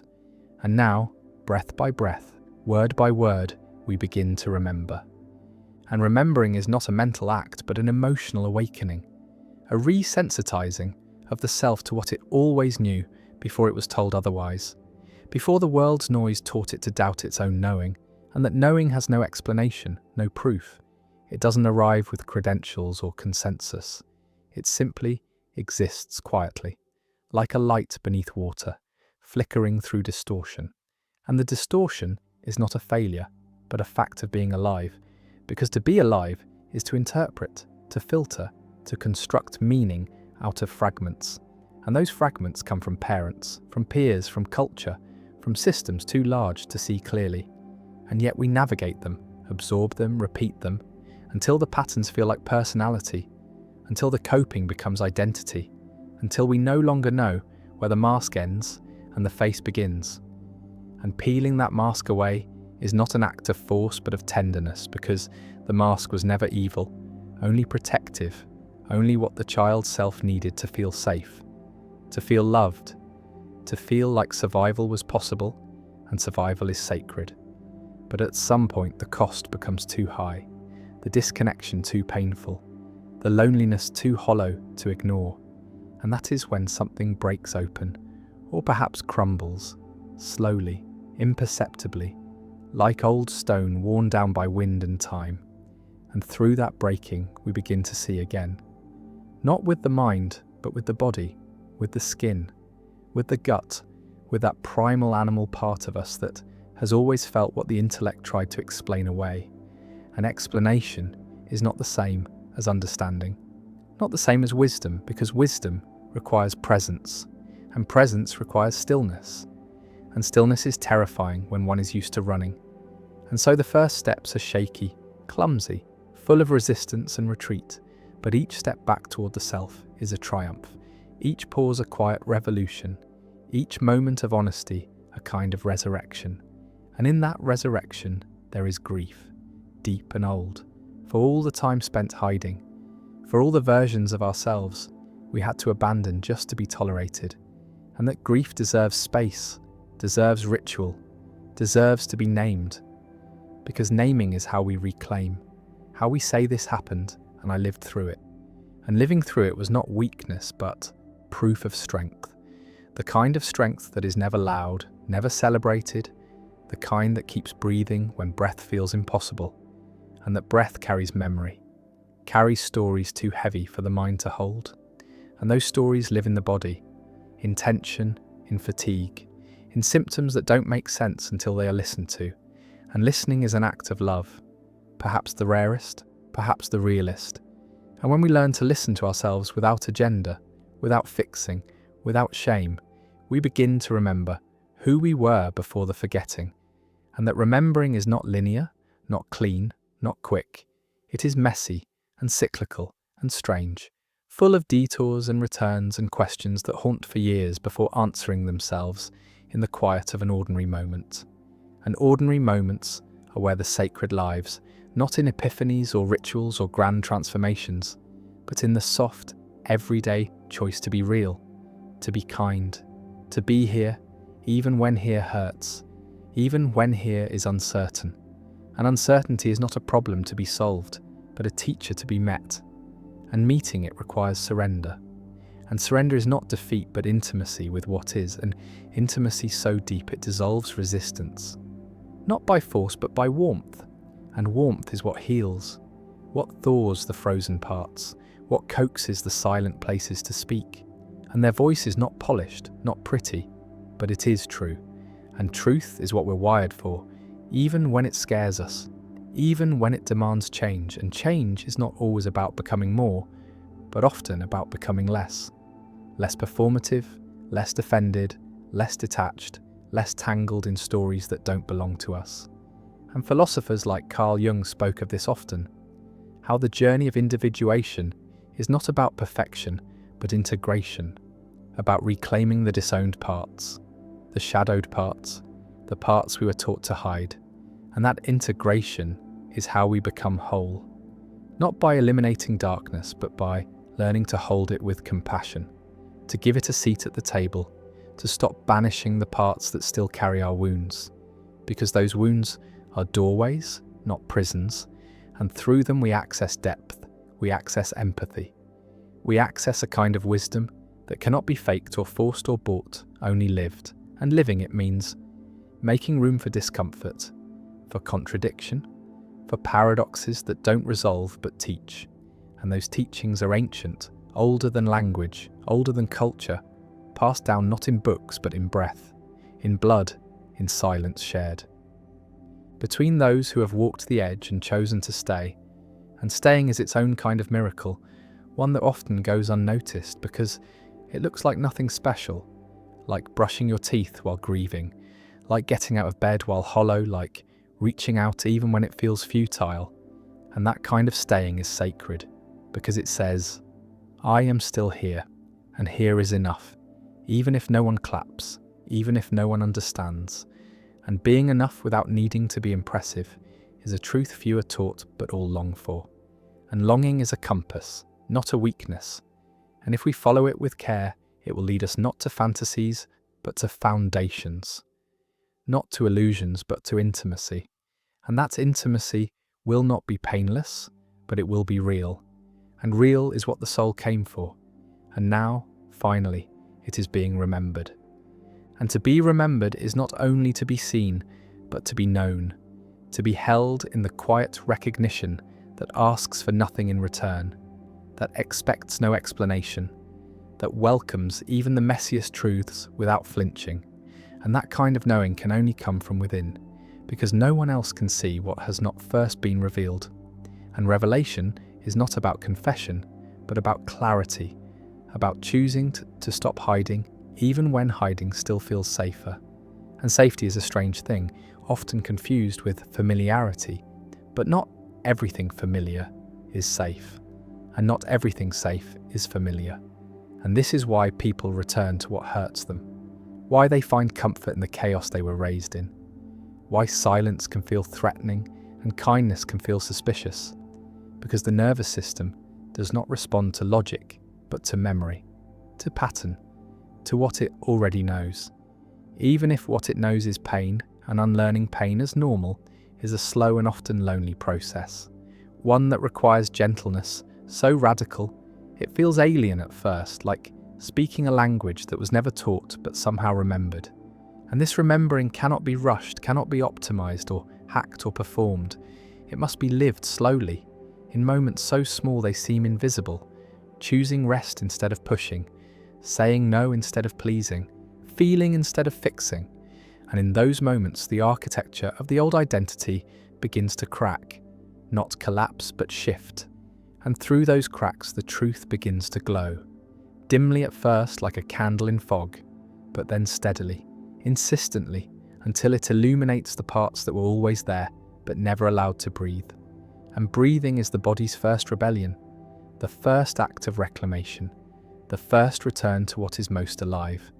And yet so many live without really breathing, holding their breath through meetings, through memories, through moments of fear or doubt or shame. And that held breath becomes habit, becomes tightness in the chest, becomes the armor of anxiety. An armor once useful becomes suffocating, and suffocation becomes the background noise of life, unnoticed but constant, like static behind every thought. And learning to exhale again is a form of rebirth, one breath at a time, until the rhythm of the body begins to speak again, until the wisdom buried beneath decades of tension begins to surface. And what surfaces is not always beautiful, but it is always true. And truth, when it's allowed to stand unmasked, rearranges everything, not because it demands change, but because it makes pretense impossible. And the impossibility of pretending is what finally sets us free, because pretending is exhausting. And exhaustion is not a flaw, but a signal, a message from the soul saying, I can't keep doing this. I can't keep performing a version of myself that fits other people's comfort while shrinking my own spirit. And spirits do shrink, quietly, imperceptibly, under the weight of should and must and always and never. And those words, though invisible, are heavy, and they tether us to lives that don't fit, to identities that don't breathe. And eventually, the soul will push back, gently at first, with whispers and longings and quiet sadness. And if ignored, more loudly, through illness, through breakdown, through rupture. Not as punishment, but as invitation. And every breakdown holds a doorway. Every rupture holds a rebirth, but only if we stop running, only if we stop numbing, only if we stop pretending we're fine when we're fractured. And wholeness is not about being unbroken. It's about including the brokenness in the story, not erasing it, not hiding it, not making it beautiful, but letting it be real. And in that reality, there is a strange kind of grace, a rawness that connects instead of separates, that says I've been there too, that says I see you in your pain, and I do not turn away. And to not turn away is the essence of love.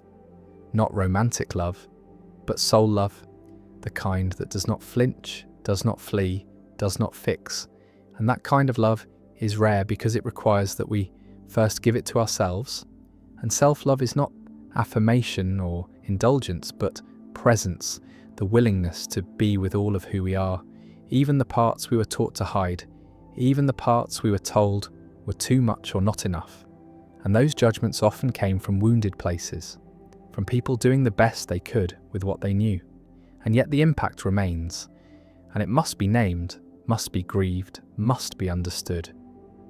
Not to blame, but to break the cycle, because cycles repeat when unexamined. And examination is the beginning of transformation, not through force, but through awareness. And awareness is the most ancient tool we have, the light that pierces every illusion, the mirror that reflects without distortion. And in that mirror we begin to see not what others projected, but what was always ours. our essence, our depth, our strange and singular way of being, and being, just being, without fixing or proving or improving, is the hardest and holiest thing. And it is enough. And enough is a word most never learn to trust. Because from the very beginning, there was always something else to become, something more to chase, something better to achieve. And the moment one goal was reached, another was already waiting, dangling just out of reach, like a mirage on hot pavement.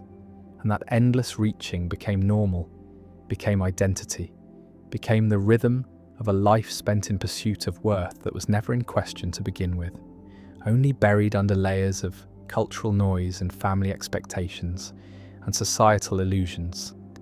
And illusions, when repeated often enough, feel like truth. They wrap around the nervous system like vines, growing tighter with each passing year, until the original self is almost invisible beneath the weight of comparison and conformity and quiet desperation. And desperation often wears a smile, often looks like ambition or discipline or productivity, but underneath it is fear. The fear of being ordinary, of being forgotten, of being nothing without achievement. And that fear is not natural. It is taught, it is injected into the mind by systems designed to benefit from disconnection, because a disconnected person is easier to sell to, easier to manipulate, easier to control. And control is the currency of power structures that have no interest in wholeness. Because wholeness cannot be exploited. Wholeness does not need to buy its way to peace, and peace, true peace, is found only in the moments when nothing needs to change, when the inner war goes quiet, when the breath deepens without effort. And those moments are fleeting at first, but with attention, they grow, they stretch, they begin to hold us when the noise returns. And eventually, the peace becomes less a destination and more a home. And that home is not built with certainty or control or perfection. It is built with presence, with the quiet courage to be here, exactly as we are. And that courage is not loud, not brave in the cinematic sense. It is subtle and steady, the kind that gets out of bed while grieving, that smiles at strangers while aching, that keeps showing up not because it has all the answers, but because it no longer needs them. And needing fewer answers is not about apathy, but about surrender. The kind of surrender that does not mean giving up, but giving in to life, to mystery, to the fact that not everything can be understood, and not everything needs to be. And that's where freedom begins. Not with knowing, but with allowing, with releasing the grip of expectation and falling into the softness of what is, and what is right now is the only place truth ever lives. And truth does not shout, does not push, does not pressure. It waits, it whispers, it beckons like a light behind a curtain. And philosophers like Viktor Frankl knew this, knew that meaning cannot be given, only discovered, only uncovered through experience, through suffering, through the willingness to find purpose even in the darkest rooms. And darkness is not an enemy, but a teacher, because it reveals what we truly believe. When no one is watching, it shows us what remains when everything else falls away. And often what remains is smaller than expected, quieter than hoped, but more real than anything that came before. And in that realness is where we find ourselves, not as we were told to be, but as we are, unfinished, uncertain, and yet unmistakably alive. And aliveness is not a reward for doing things right. It is the birthright of being human, of being here, of feeling it all. The beauty, the brutality, the in-between moments that never make it into stories but shape everything. And stories, though powerful, are not the thing itself. They are the shadows on the wall, the outlines of something too vast to hold, and to chase the story is to miss the moment, is to confuse the map for the mountain. And the mountain cannot be mapped, only climbed, one step at a time, with blistered feet and uncertain paths and views that take your breath, not because they were promised, but because they were found. And finding something that cannot be bought is a kind of magic we've nearly forgotten, a kind of sacred we rarely speak of, because it doesn't sell. But sacredness was never meant to be profitable, only felt, only lived, and living, it means saying yes to what is hard, to what is messy, to what cannot be curated or posted or controlled, and that yes is not loud, not dramatic. It's often a whisper, a tremble, a shaky inhale followed by a softer exhale. And that breath is everything. The first thing we do when we arrive and the last thing we do when we leave. And in between it holds every moment, every truth, every forgotten joy and repressed pain and silent miracle. And that miracle is not outside us, not waiting in some future we must earn. It is here, in this breath, in this noticing, in this quiet moment of returning to ourselves. And returning is not always dramatic. It does not announce itself with trumpets or epiphanies.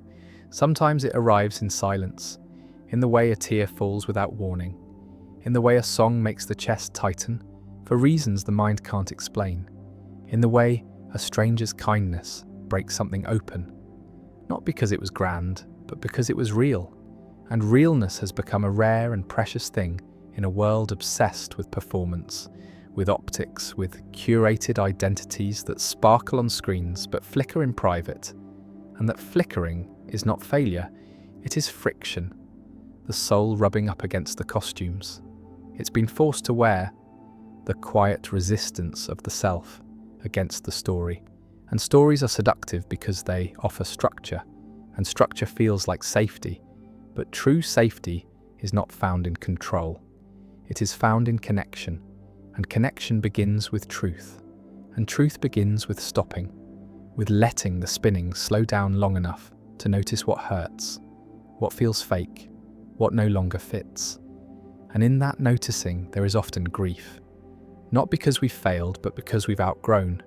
And outgrowing is painful even when it's right, even when it's necessary, because loss is still loss, even when it brings freedom. And freedom is often misunderstood, romanticized as boundless joy or limitless choice. But real freedom is quieter, lonelier, more tender. It is the ability to sit in discomfort without fleeing, to choose presence over distraction, the ability to say no without guilt. And those abilities are hard-won. They do not come naturally in a culture built on urgency and pleasing and proving.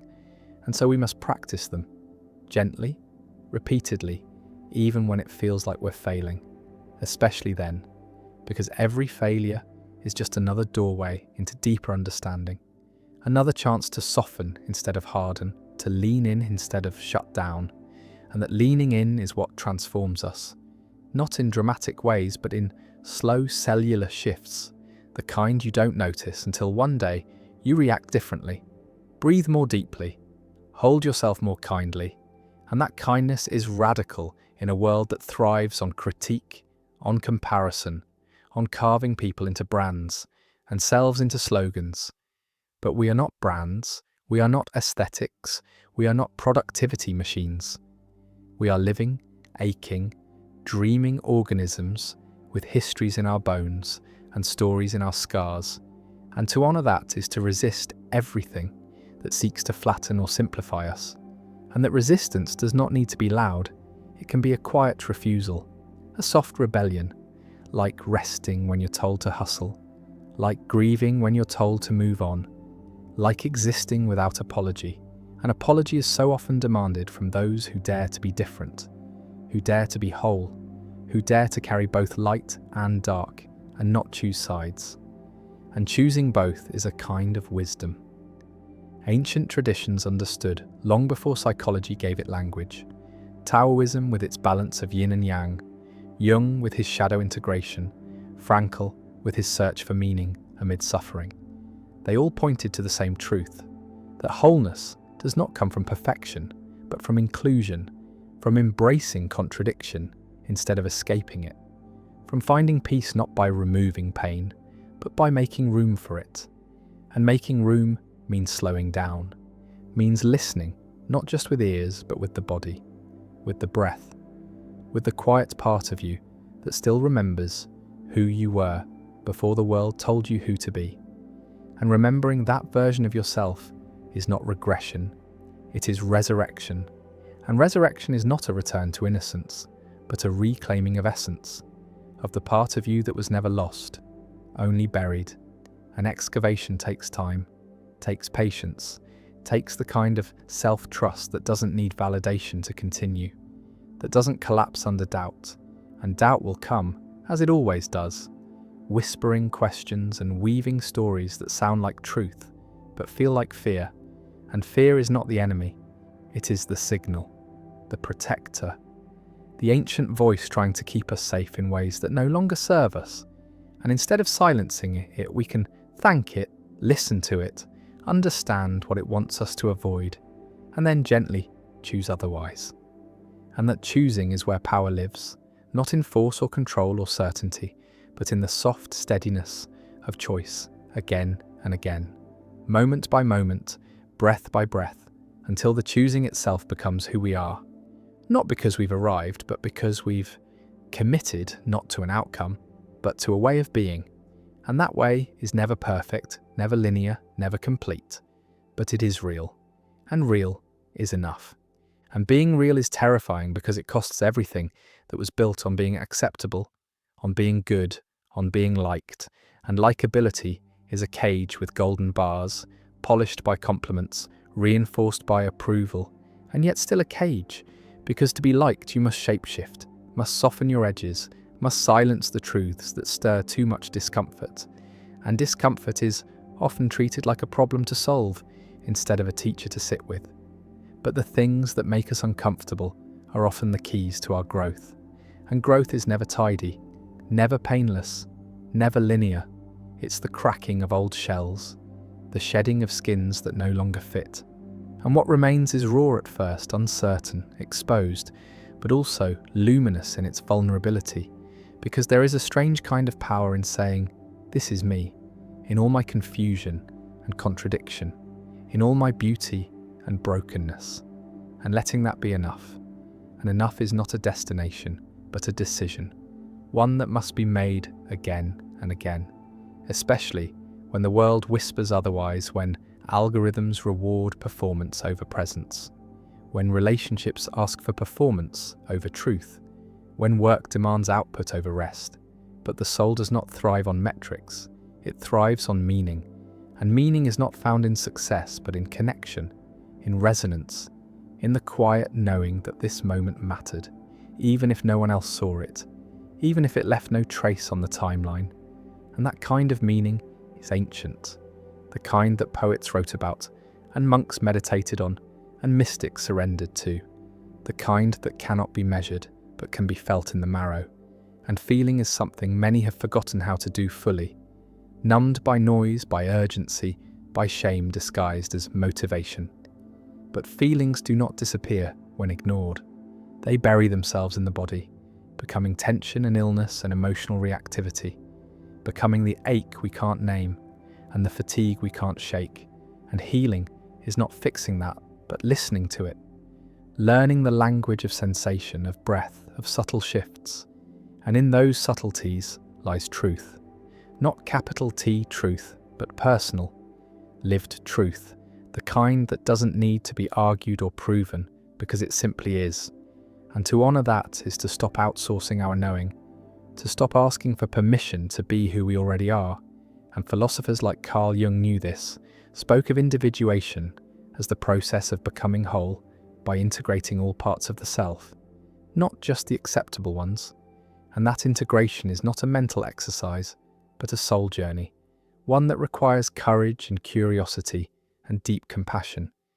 Because what we find when we turn inward is not always easy to hold, but it is always necessary. And necessity does not mean ease. It means importance. It means worth. And we are worth the effort it takes to become ourselves fully.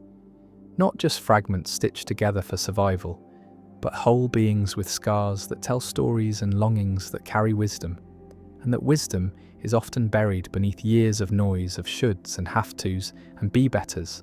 But when we clear the space, even briefly, it begins to rise, and what rises is rarely grand. It's often small, quiet, a whisper that says, "Rest now," or "Speak up," or "Let go." And listening to those whispers is where the transformation lives. Not in the dramatic declarations or the shiny revelations, but in the micro choices that shape our lives moment by moment. And those choices become who we are, not because they're perfect, but because they're aligned. And alignment feels different in the body. It feels like relief, like coming home, like something inside exhaling after holding its breath for far too long. And that exhale is not the end, but the beginning. The beginning of a life that is built from within, instead of imposed from without. And that life may look quieter, may look simpler, may not impress the world, but it will feel like truth. And feeling like truth is a different kind of success, one that cannot be measured, but can be lived. And to live it is the most radical act of all. And in the silence between breaths, something subtle shifts, something soft but profound, like a tide that rises without warning, and the edges between self and world blur, not because boundaries dissolve entirely, but because we learn to live in the liminal spaces, the thresholds, the places we once avoided because they felt uncertain, and uncertainty is misunderstood as danger. But real change always begins there, in the unknown, in the gap between what was and what might be. And to live there is to trust that life can rearrange itself without our constant orchestration, that the soul can adjust its shape without collapse, that identity can expand instead of fracture, and that expansion feels strange at first, unfamiliar, uncomfortable, because all life before was conditioned by repetition, by patterns that felt safe, and safe patterns keep the soul in a cage, even if the bars are soft, even if they are gilded, and stepping out of those patterns is not heroic, not dramatic, not a conquest. It is humble, gradual, irreducible, and often quiet. And the world may notice little, but the self senses more deeply, because it has been waiting for this permission, waiting for the release of what has always felt like too much, too loud, too strange, too vulnerable, and in that release there is relief. Not because everything changes at once, but because the tension eases, the grip loosens, the breath returns in a kind of forgiveness. Forgiveness not of what was done, but of what was believed, of what was internalized, of what was repeated too many times. And when forgiveness enters, the heart softens, and softening is the greatest strength the soul can carry, because a soft heart does not collapse under fear. It accommodates it, listens to it, holds it without letting it dominate, and that holding changes everything, because fear no longer has to be pushed away, denied, suppressed, but allowed, witnessed, held. And when we hold what lives in darkness, it begins to transform. Its weight lightens, its voice becomes less urgent, its demands less absolute. And in that transformation, we slowly reclaim parts of ourselves we thought were lost. Not because they were gone, but because they had no space. And space is the rarest thing in a mind crowded with ideas and noise and compulsions. And to create space, we must learn to say no, to set boundaries, to protect the inner world from invasive stories, invasive expectations, from the echo of everyone else's belief systems, from the weight of other people's anxieties, from the compulsion to prove, to perform, to justify our existence. And setting boundaries feels selfish only until we see how generous it is to ourselves and to others, because a person who knows themselves cannot give away their power, cannot be depleted by others, cannot be hollowed by constant accommodation, and that strength looks like gentleness, because the strongest trees bend without breaking, the strongest rivers flow without forcing, the strongest lives hold complexity without collapse, and complexity is not a flaw, it is reality, and to live complexity is to accept ambiguity, to accept paradox, to accept that we may not always know, may not always be right, may not always be in control, and that's okay because control is an illusion, brewed by fear, not by truth, and truth does not need to dominate, it only needs to breathe, and when truth breathes, so does the self, and that breathing changes the neurochemistry, the patterns, the responses, because the body begins to trust again, begins to remember safety, not as external condition but internal presence, begins to rewrite what was learned in years of shame, of suppression, of performance, of hiding, and that rewriting is slow, imperceptible, until one day you realize you no longer react instantly in old ways. You no longer shrink when someone asks too much. You no longer dull your edges to make others comfortable. You no longer need universal acceptance to feel you belong, because belonging has been restored to the soul first, and when the soul belongs to itself, nothing else can fully unseat it. And that rootedness is not rigid. It is alive. It moves, it breathes, it adapts, it flows. And from that rooted flow emerges creativity, clarity, courage, intimacy, not because ego finally wins, but because inner truth is no longer forced underground, forced into silence, but allowed to speak, flourish, take shape. And we begin to build lives that reflect what matters, not what looks good or what others expect or what industry demands, but what the heart feels with integrity, what the body recognizes as aligned, what presence whispers is right, even when the mind has no proof. And living aligned is less efficient sometimes, less predictable, less validated, but it brings a different reward, a kind of peace you cannot argue about, only feel deep in the rib cage, a stillness that holds storms without cracking, a fidelity to the soul's calling even when the world protests. And fidelity is not a contract but a devotion, a daily return, not to an outcome but to a way, a posture, a practice.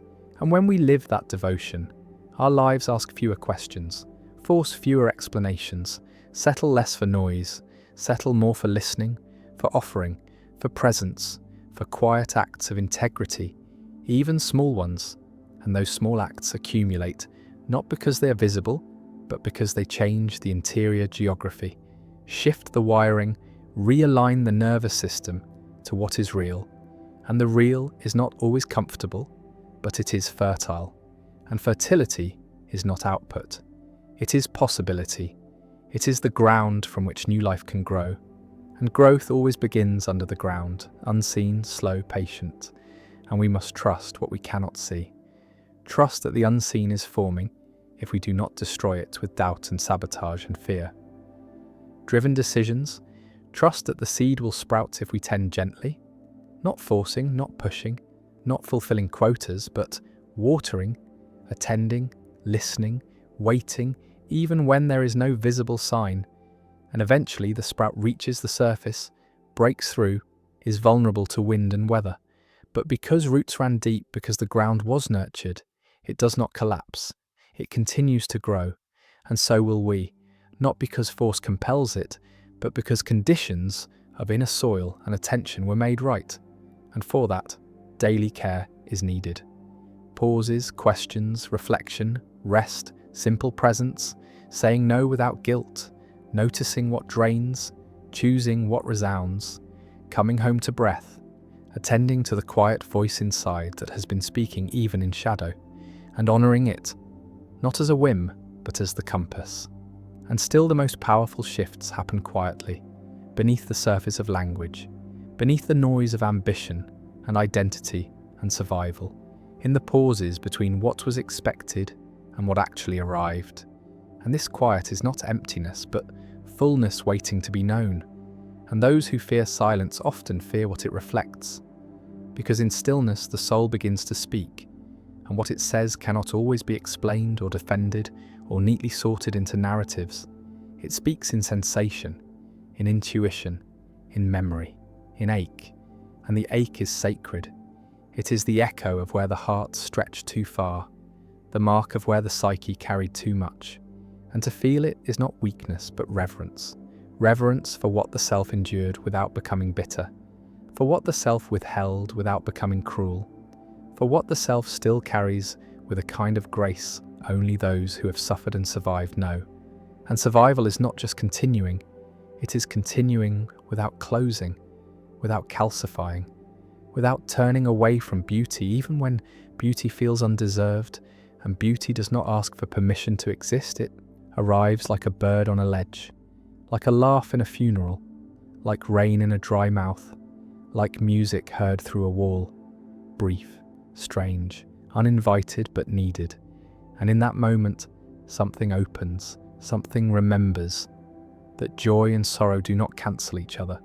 They coexist like sun and shadow, like breath and pause, like wave and undertow, and this coexistence is the real miracle. Not that we are happy, but that we are still open, still capable of awe, still touched by the softness of a child's gaze, or the rough bark of an old tree, or the exact curve of someone's handwriting in a forgotten notebook.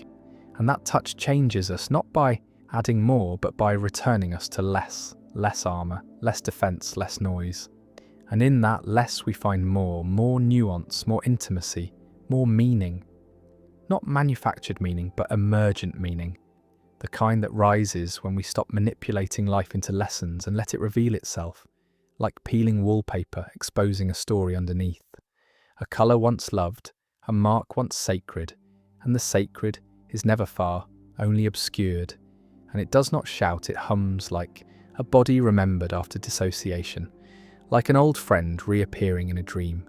And dreams have always been bridges, messengers, riddles from the subconscious. Not to be decoded in haste, but held, lived, felt. And Carl Jung knew this, spoke of the dream as the speech of the soul. Not literal, but lyrical, archetypal, shaped by forces older than our names. And when we listen to those forces, we begin to understand what has been driving us all along. Not logic, not strategy, but hunger, longing, attachment, fear, hope. The primal river that carves its way through the terrain of personality and persona, shaping choices we thought were rational, but were in fact rooted in history, in body, in repetition. And repetition is the script of trauma, but also the song of healing.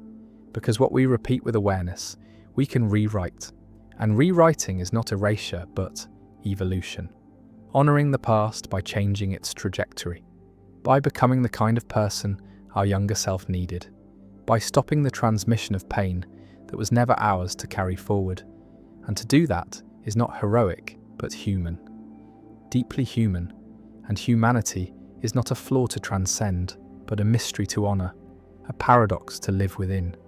Because we are both flesh and idea, both instinct and intellect, both animal and angel. And no philosophy is complete without acknowledging both. And Nietzsche knew this. Danced between darkness and transcendence, sought to strip away false morality in pursuit of a truer strength.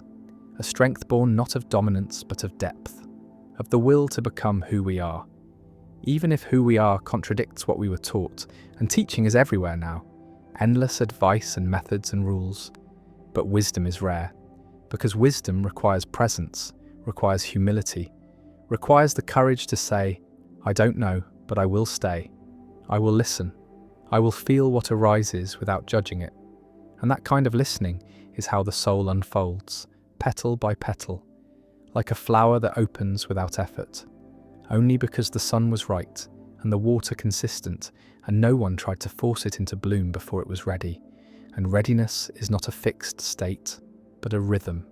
And our rhythm is not wrong just because it is slow or different or non-linear. Healing spirals, not straight lines. Growth lurches, not ladders. And trust is built not through certainty, but through returning.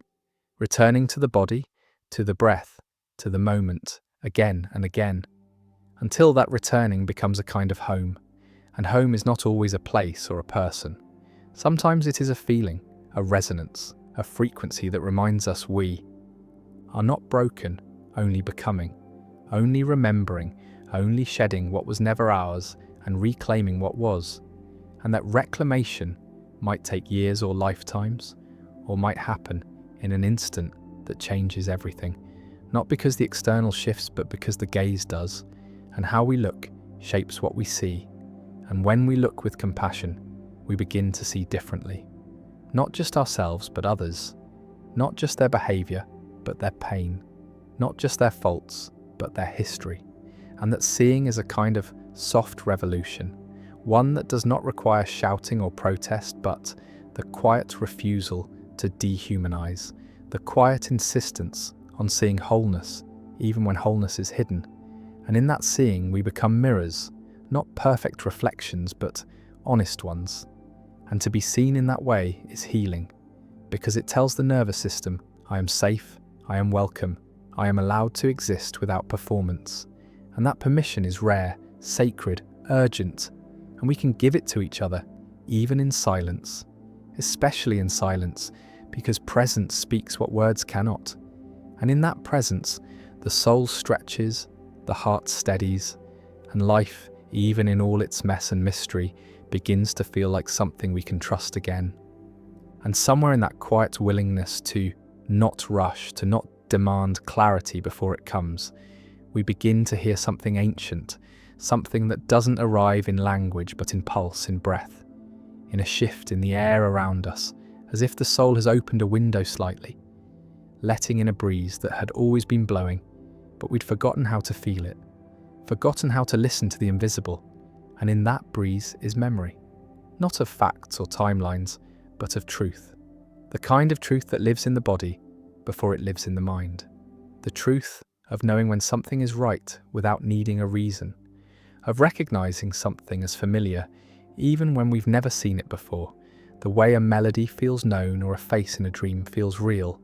And this knowing is not taught but remembered, because the soul is older than the body and carries what the brain cannot measure, and it whispers through sensation, through sudden stillness, through the ache behind the eyes when something touches a wound we thought had healed. And that ache is not regression, but recognition.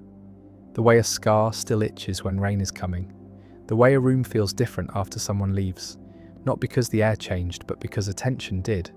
And attention is the soul's way of pointing, saying here, notice this, stay here a moment longer.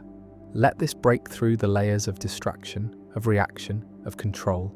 And letting go of control is not chaos.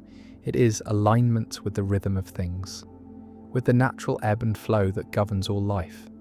The inhale and exhale, the tides, the sleep and waking, the silence before speech and the pause before action. And when we align with that rhythm, we stop forcing and start listening. And listening is how the world speaks back. Not through commands, but through patterns, through symbols, through synchronicities. And synchronicity was not mere coincidence to Jung. It was the language of the unconscious speaking through the external world, a mirror of the inner unfolding, appearing in the outer. And when we see that mirror, we don't need to explain it, only to honor it, because honoring life's symbols allows them to multiply, allows them to become guideposts instead of mysteries. And life becomes less about control and more about response, less about strategy and more about noticing. And in that noticing, we begin to see how much we've missed while chasing what never mattered. How often we were busy escaping presence in the name of productivity, escaping silence in the name of success, escaping intimacy in the name of independence. And the cost of that escape is a kind of exile, an exile from self, from soul, from softness. And returning from that exile is not dramatic, it is humble. It is the decision to pause before saying yes, to listen before reacting, to sit with discomfort instead of medicating it away, to cry when tears rise instead of choking them back, to ask the question, what am I avoiding and why? And to ask it not with judgment, but with tenderness. Because avoidance is not weakness, but a signal that something inside feels too tender to face. And if we face it anyway, with care, with time, with breath, we begin to heal. Not by fixing, but by feeling. Not by solving, but by staying. And staying is the opposite of abandonment. Staying is what we needed as children, but often didn't receive. Staying is how we reparent ourselves slowly. How we teach the nervous system that we will not leave it just because it is anxious or afraid or overwhelmed. And when that promise becomes real, when the body believes it, a shift happens. Not immediately, but gradually, like thawing ice, like muscle remembering how to move after being frozen. And movement returns not as force, but as flow. And we begin to flow toward what feels right, drawn not by pressure, but by resonance, by the deep yes that lives beneath words, and that yes is how we find our way. Not through maps or plans, but through feeling, through presence, through a kind of inner gravity that pulls us toward what we are meant to experience, even if it challenges us, even if it reshapes us, because real experiences don't leave us untouched. They press in, they carve, They etch meaning into the bones, and the older we get, the more we begin to understand that aging is not just physical, but emotional, a kind of spiritual ripening.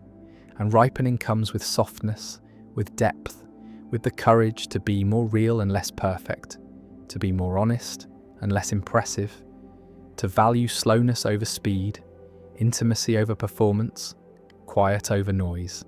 And that shift is a rebellion in a world addicted to the superficial. And rebellion doesn't always wear black or raise fists. Sometimes it looks like rest, like gentleness, like choosing to stay small in a culture that rewards only the loud. And that smallness is not insignificance, but precision. The way a needle is small but powerful, the way a whisper carries in a quiet room. And in becoming precise, we stop scattering our energy, trying to be everything, and start becoming exactly what we are, nothing more and nothing less. And that exactness is sacred because it is whole, and wholeness is not about completion, but integration. And integration is how we stitch together the parts of ourselves we were told to hide, how we bring shadow into light without shaming it, how we become more human not by erasing flaws but by owning them. And owning is not pride but presence, saying yes, this too is part of me, and even this part deserves love. And when all parts are allowed, they stop fighting. And when they stop fighting, we find peace, not because the world is calm, but because the war inside has ceased.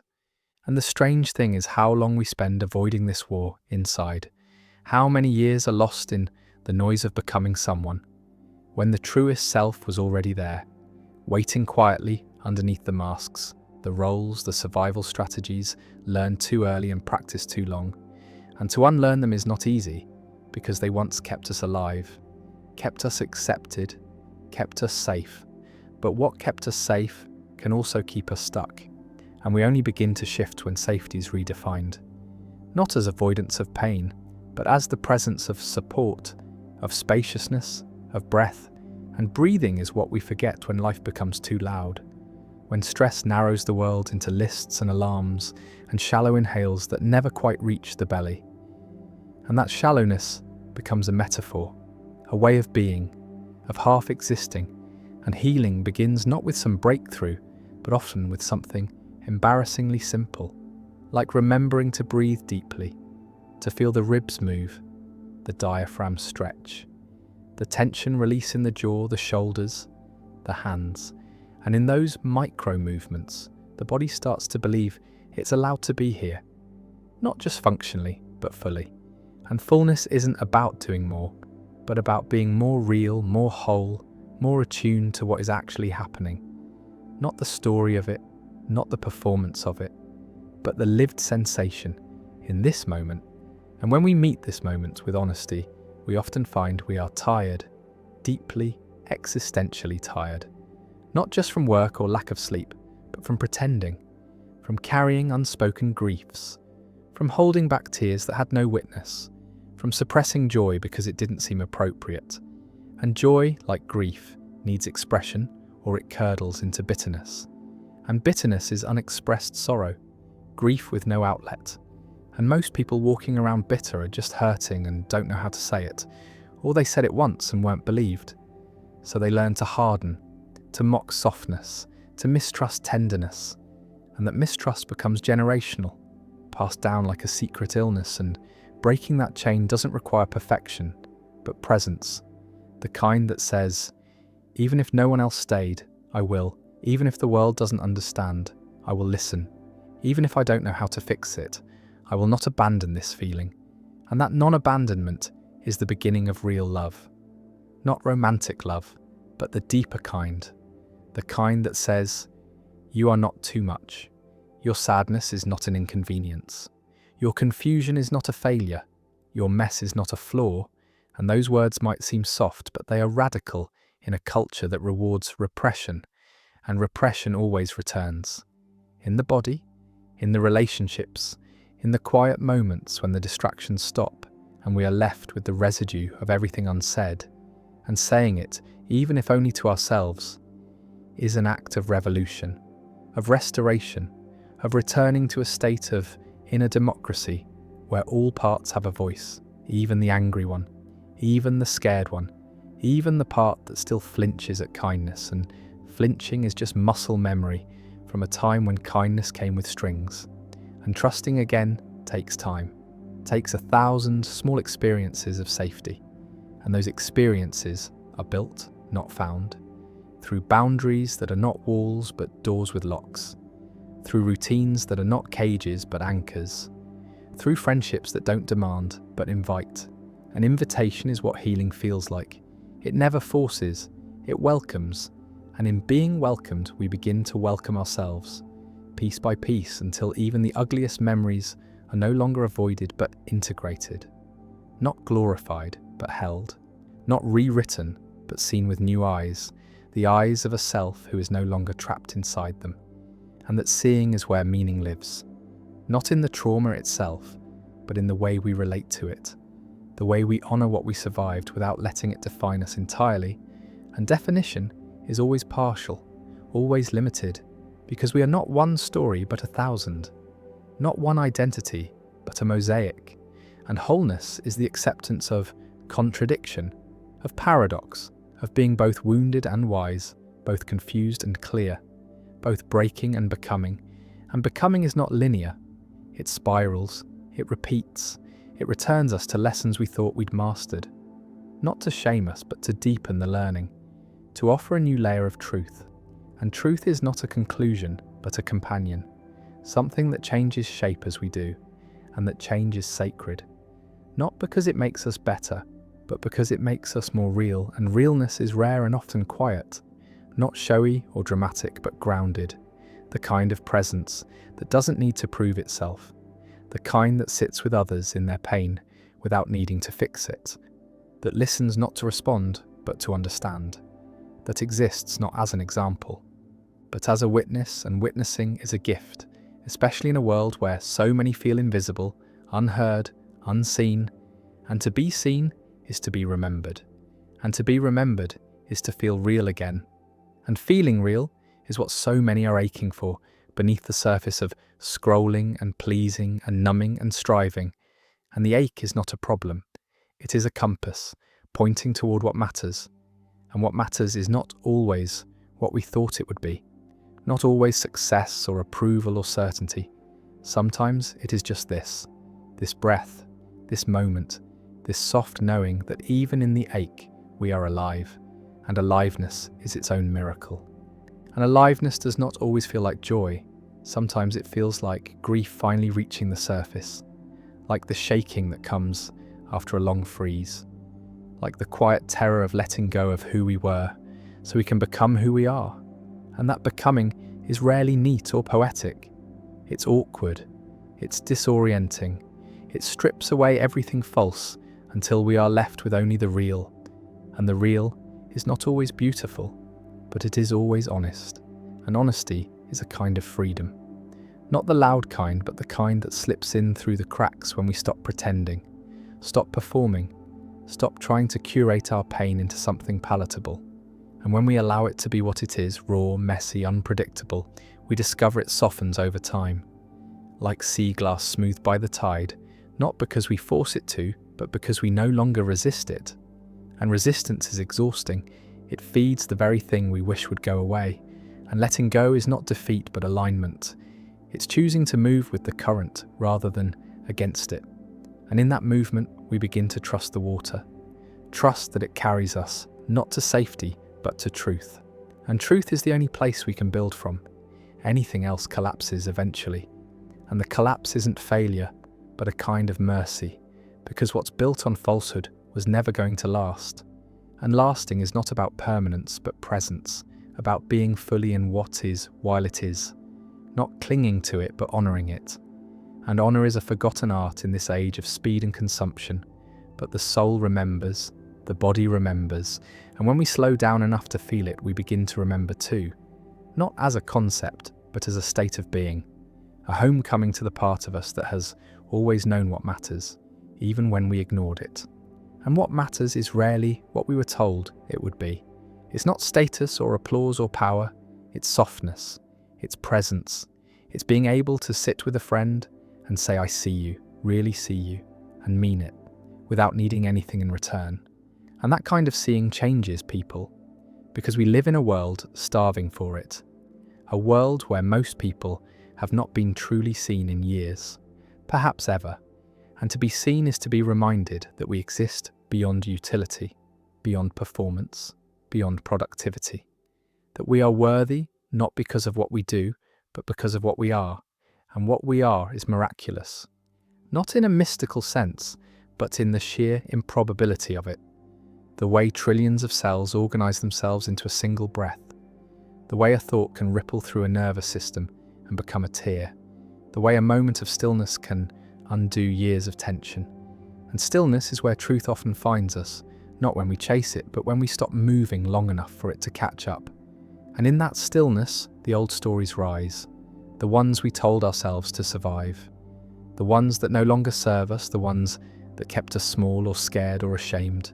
And those stories are not enemies, they are echoes of who we were, and we can honour them without becoming them. Can say, thank you for keeping me alive, but I don't need you now. And in that release we reclaim energy, clarity, freedom, not all at once, but breath by breath, and each breath becomes a prayer. Not to something outside us, but to the part of us that never left, the part that always knew, and that knowing doesn't shout, it whispers. And we only hear it when we quiet the noise, when we choose depth over distraction, truth over comfort, integrity over image. And those choices are not easy, but they're clean. They clear the path, even if they don't make it smooth. And walking that path requires courage, not the kind that charges into battle, but the kind that sits with discomfort and does not run. The kind that opens its hands and says, I'm here even when it hurts, especially when it hurts, because pain is not the problem, avoidance is. And when we stop avoiding, we begin to feel, really feel. And feeling is how we heal, not by fixing, but by being with, by holding space instead of answers, by offering presence instead of solutions. And in doing so, we become a different kind of human. One who doesn't need to be perfect to be whole. One who can sit in the ruins and still find beauty. One who trusts the process, even when the map is missing, because the soul doesn't need a map. It needs attention. And when we give it that attention, it responds. Not with certainty, but with clarity. And clarity is quieter than we expect. It doesn't rush or insist. It waits, it watches, and then, suddenly, it speaks. And what it says is not always easy, but it is always true. And what it says is this: rest, not as an escape, but as a return. Rest not to prepare for more striving, but to remember what it feels like to simply be. And in that being, something ancient stirs, something quiet but certain. A sense that the world has always been too loud, too fast, too demanding, and that the deepest parts of us have always longed for slowness, for ritual, for meaning not found in noise but in stillness. Not in achievement but in awareness, and when we allow ourselves to rest, not just physically, but soulfully, we meet what has been waiting. And what waits is often sorrow, old and tired and patient. But beneath that sorrow is aliveness, soft and undeniable, and it reminds us that numbness is not peace, that distraction is not freedom, that real life does not need to be spectacular to be sacred. And sacredness is what we have lost in the chase for more, for faster, for louder. But sacredness has never left. It only waits quietly, in the in-between moments, in the space between heartbeats, in the pause before a word is spoken, in the exhale that follows a deep breath. And in those pauses, we are not productive, not impressive, not consumable. We are just here, human, and that is enough. And being enough is not a belief, but a practice, a remembering, a daily soft rebellion against every message that told us we weren't. And those messages run deep, seeded in childhood, watered by culture, reinforced by systems that profit from our doubt. And so we begin to believe that rest must be earned, that slowness is laziness, that worth is measured by output. And when we internalize those lies, we become machines.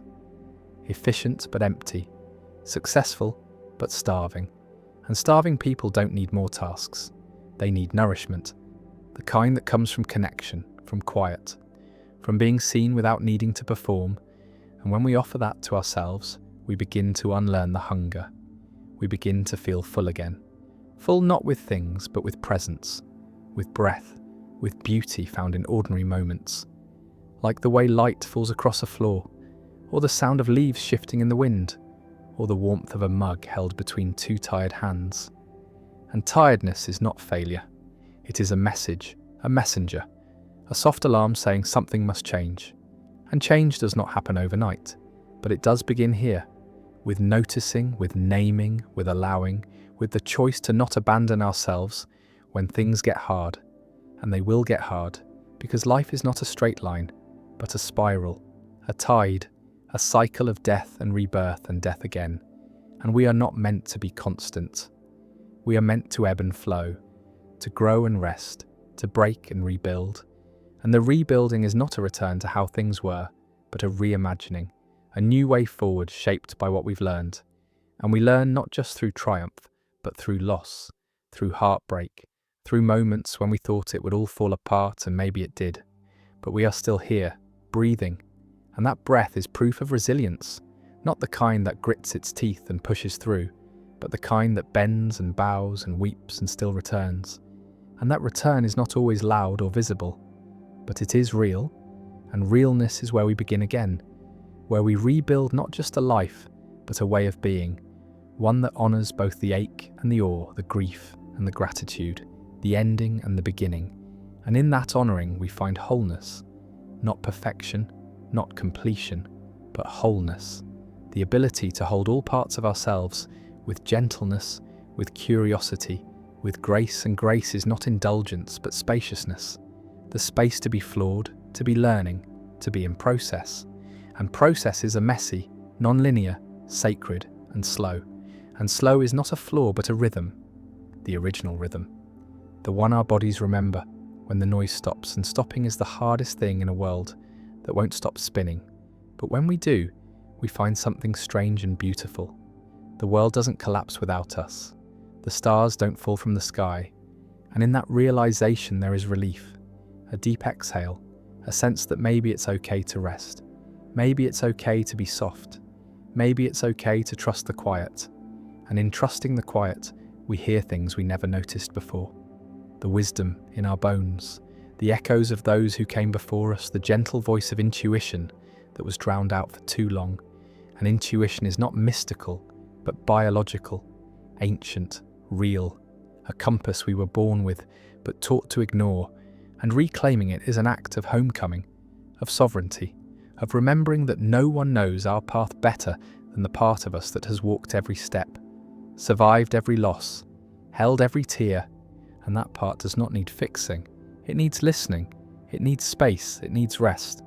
And so we rest, not to escape, but to remember, not to pause, but to begin again, softer, wiser, more alive than before.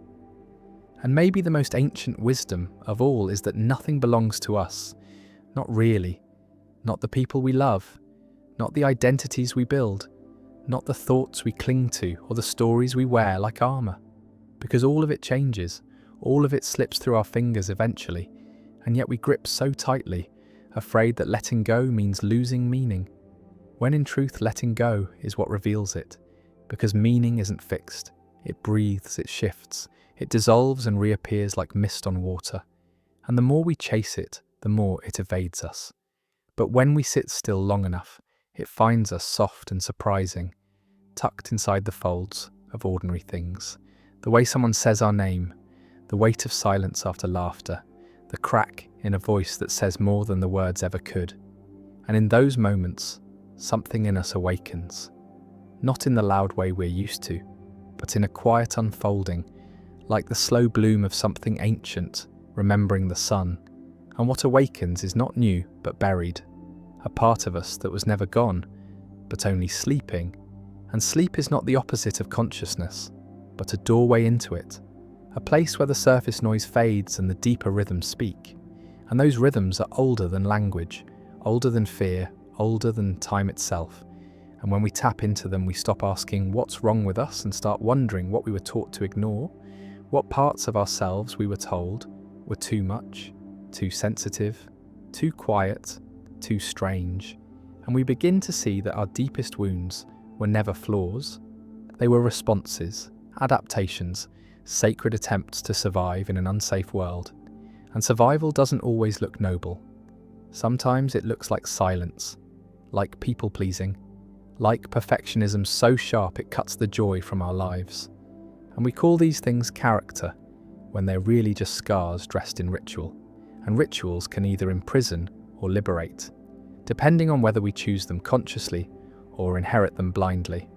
And most of what we do, we inherited without question. Our values, our shame, our fears, our metrics for success, all of it shaped by systems that do not know us.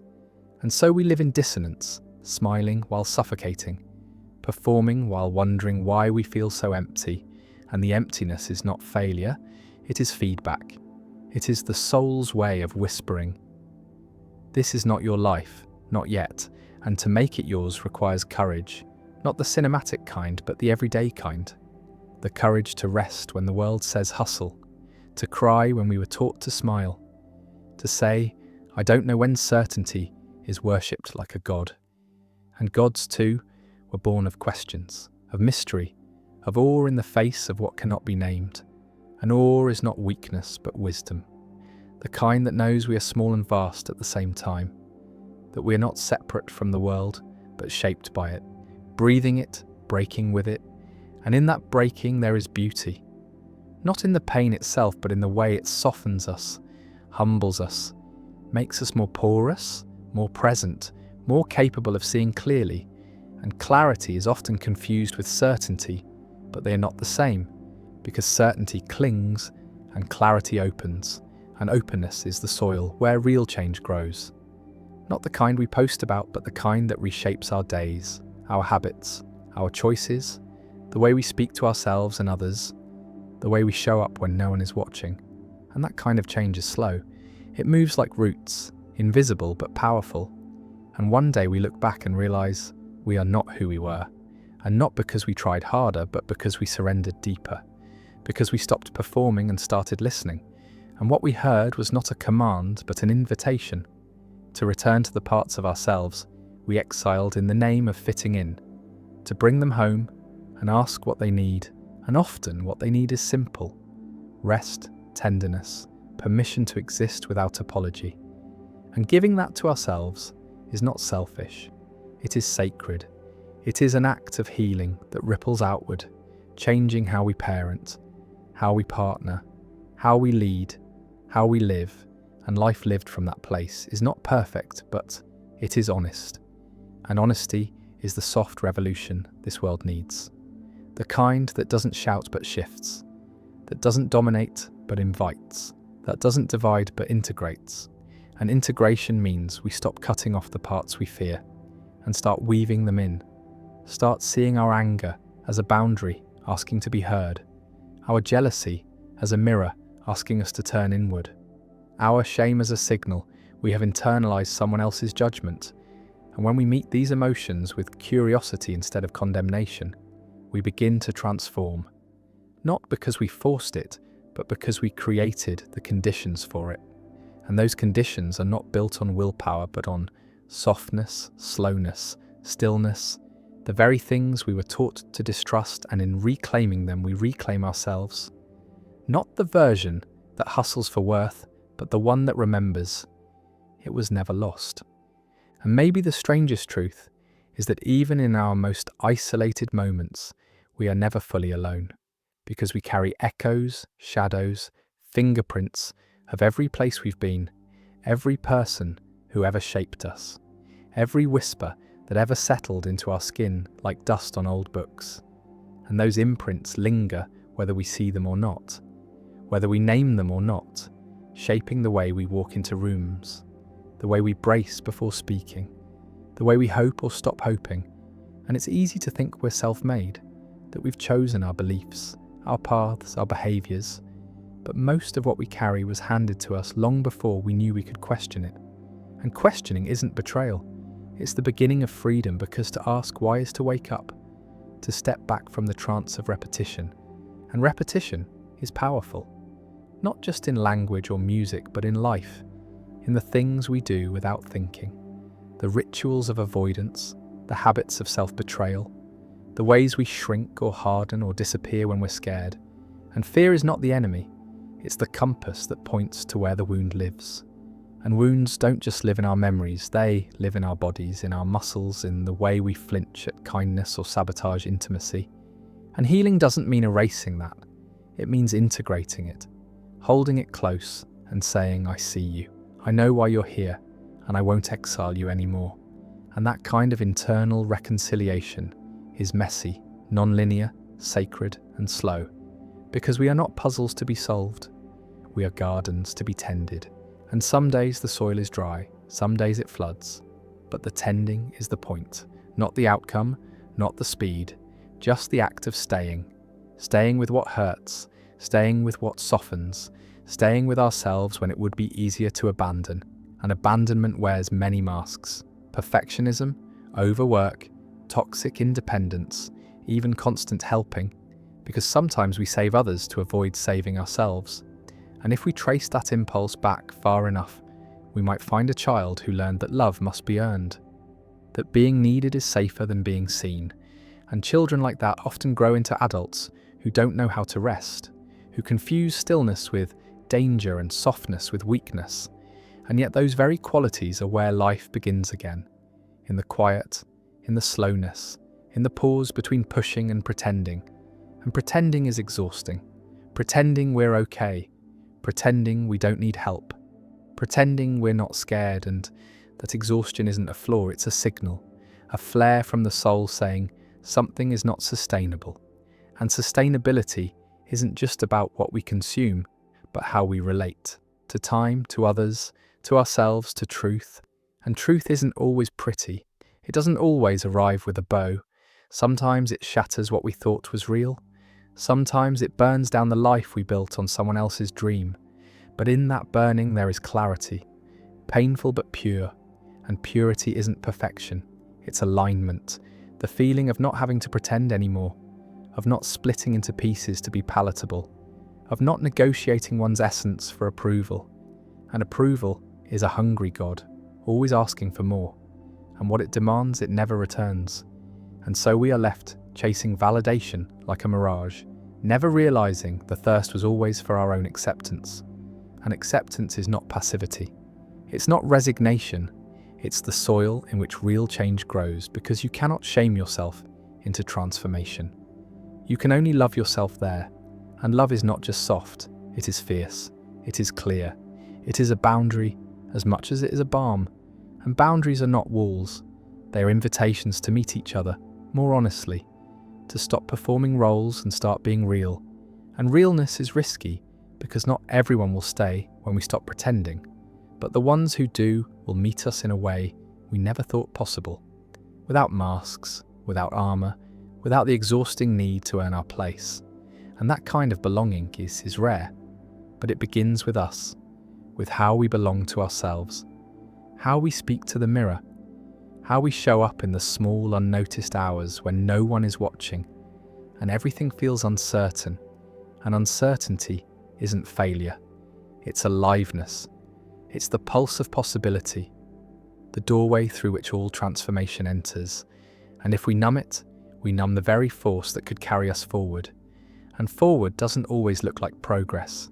Sometimes it looks like stopping, turning around, saying no, starting again, slower, wiser, more aware of the cost of abandoning ourselves for a story that was never ours to begin with. And maybe what hurts the most is not that we were abandoned, but that we learned to abandon ourselves in response, that we became so fluent in self-silencing, we forgot what our own voice sounds like, without fear draped over it like a wet curtain, that we grew so accustomed to bending that we mistook flexibility for virtue and forgot that spines were meant to stand, not fold. And it's no wonder so many feel exhausted, not just tired but soul-worn, because keeping up the performance costs more than we know. It leaks into our sleep, into our breath, into the way we scroll at midnight, looking for something to mirror back what we're afraid to admit. And it's not always dramatic, not always a breakdown or a loud crisis. Sometimes it's subtle, a quiet dread in the mornings, a numbness during joy, a disconnection that follows us even in company. And that disconnection is not personal failure, it's cultural conditioning, the result of a world that rewards appearances over authenticity, doing over being, certainty over curiosity. And when we live in such a world long enough, we forget how to be human. Not in the biological sense, but in the soulful sense, in the deep, tender, quietly brave sense. The kind of human that can sit with grief without trying to fix it, that can hold anger without harming, that can listen without planning a response, that can exist without explanation. And to return to that kind of humanity requires unlearning. Not just new ideas, but new ways of being, ways that feel unfamiliar because they were never modelled. And what was modelled was often fear dressed as control, shame disguised as discipline, love bound to conditions. And when that is the blueprint we inherit, healing becomes a form of rebellion, a sacred protest that says, I will not pass this on, not like this. I will not teach my nervous system to equate urgency with value or silence with safety or suffering with strength. Because true strength is not in the hiding, but in the revealing, in the softness that endures, in the capacity to stay open when everything in us wants to close. And that capacity is built, not born. It's forged in the fires of daily life, in the mundane sacredness of choosing to feel, choosing to rest, choosing to begin again, again and again and again. And each beginning is a threshold, a small death of the old, a quiet birth of the new. And that cycle is constant, even if we don't see it, because transformation rarely announces itself. It unfolds like breath, invisible but essential. And if we paid closer attention, we'd see it in the way our thoughts soften, in the way our reactions slow, in the way we pause before the old patterns and whisper, maybe not this time, maybe not this way. And that pause is everything. It is the hinge on which our future turns, not in some grand gesture, but in the tiny recalibrations that shape who we become. And who we become is not a static identity, but a living process, an evolving alchemy of experience, choice, memory, and mystery. And mystery isn't something to solve, it's something to honour, because to live fully is not to know everything, but to stay open to what we don't, to resist the urge to explain away what aches or scares us or doesn't make sense. And philosophers knew this. Kierkegaard with his reverence for paradox, Frankl with his embrace of meaning born from suffering, Lao Tzu with his wisdom that the Tao cannot be grasped but only followed.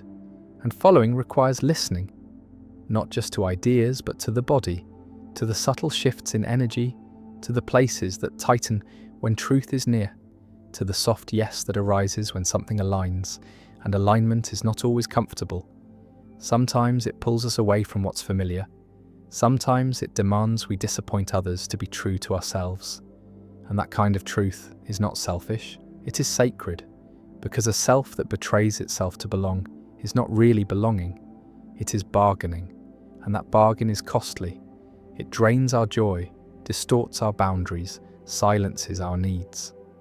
And needs are not burdens, they are bridges to intimacy, to presence, to vitality. And yet we were taught to minimize them, to flatten them, to carry them quietly or hide them altogether.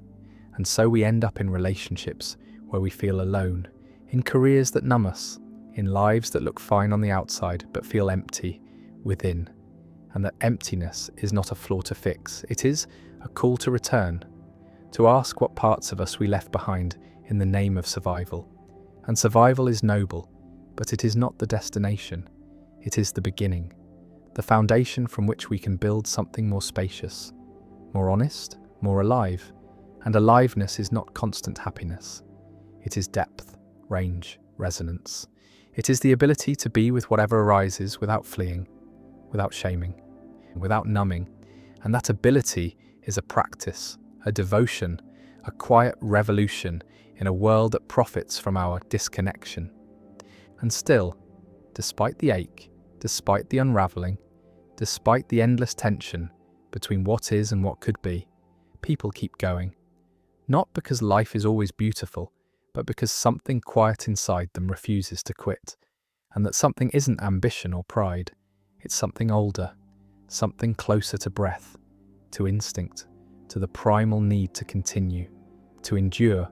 And in that endurance there is a kind of grace, not the elegant kind, but the raw, scratched, salt in the wound kind that keeps walking barefoot through disappointment because hope, even fractured, still pulses faintly under the rubble. And sometimes that rubble is made of dreams that didn't make it, of love that didn't last, of versions of self that died along the way.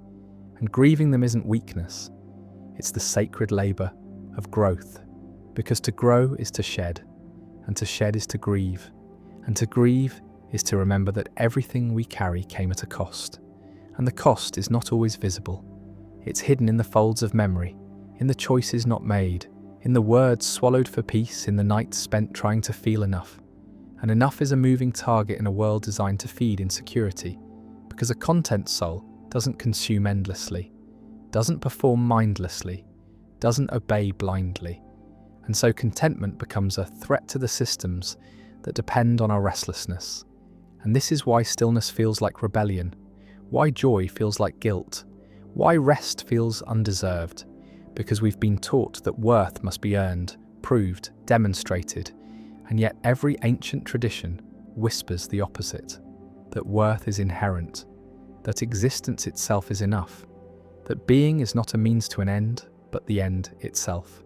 And philosophers have circled this truth, like moths to flame, from Marcus Aurelius reminding us that the soul becomes dyed with the colour of its thoughts, to Emerson urging us to trust the still small voice within, to Musashi teaching that to master oneself is to master all.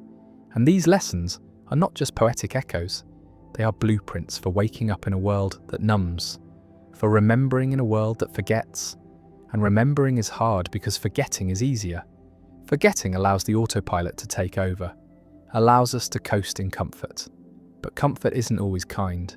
Sometimes it's a cage padded in distractions, and true remembering is disruptive. It interrupts patterns, it questions loyalties, it stirs the waters.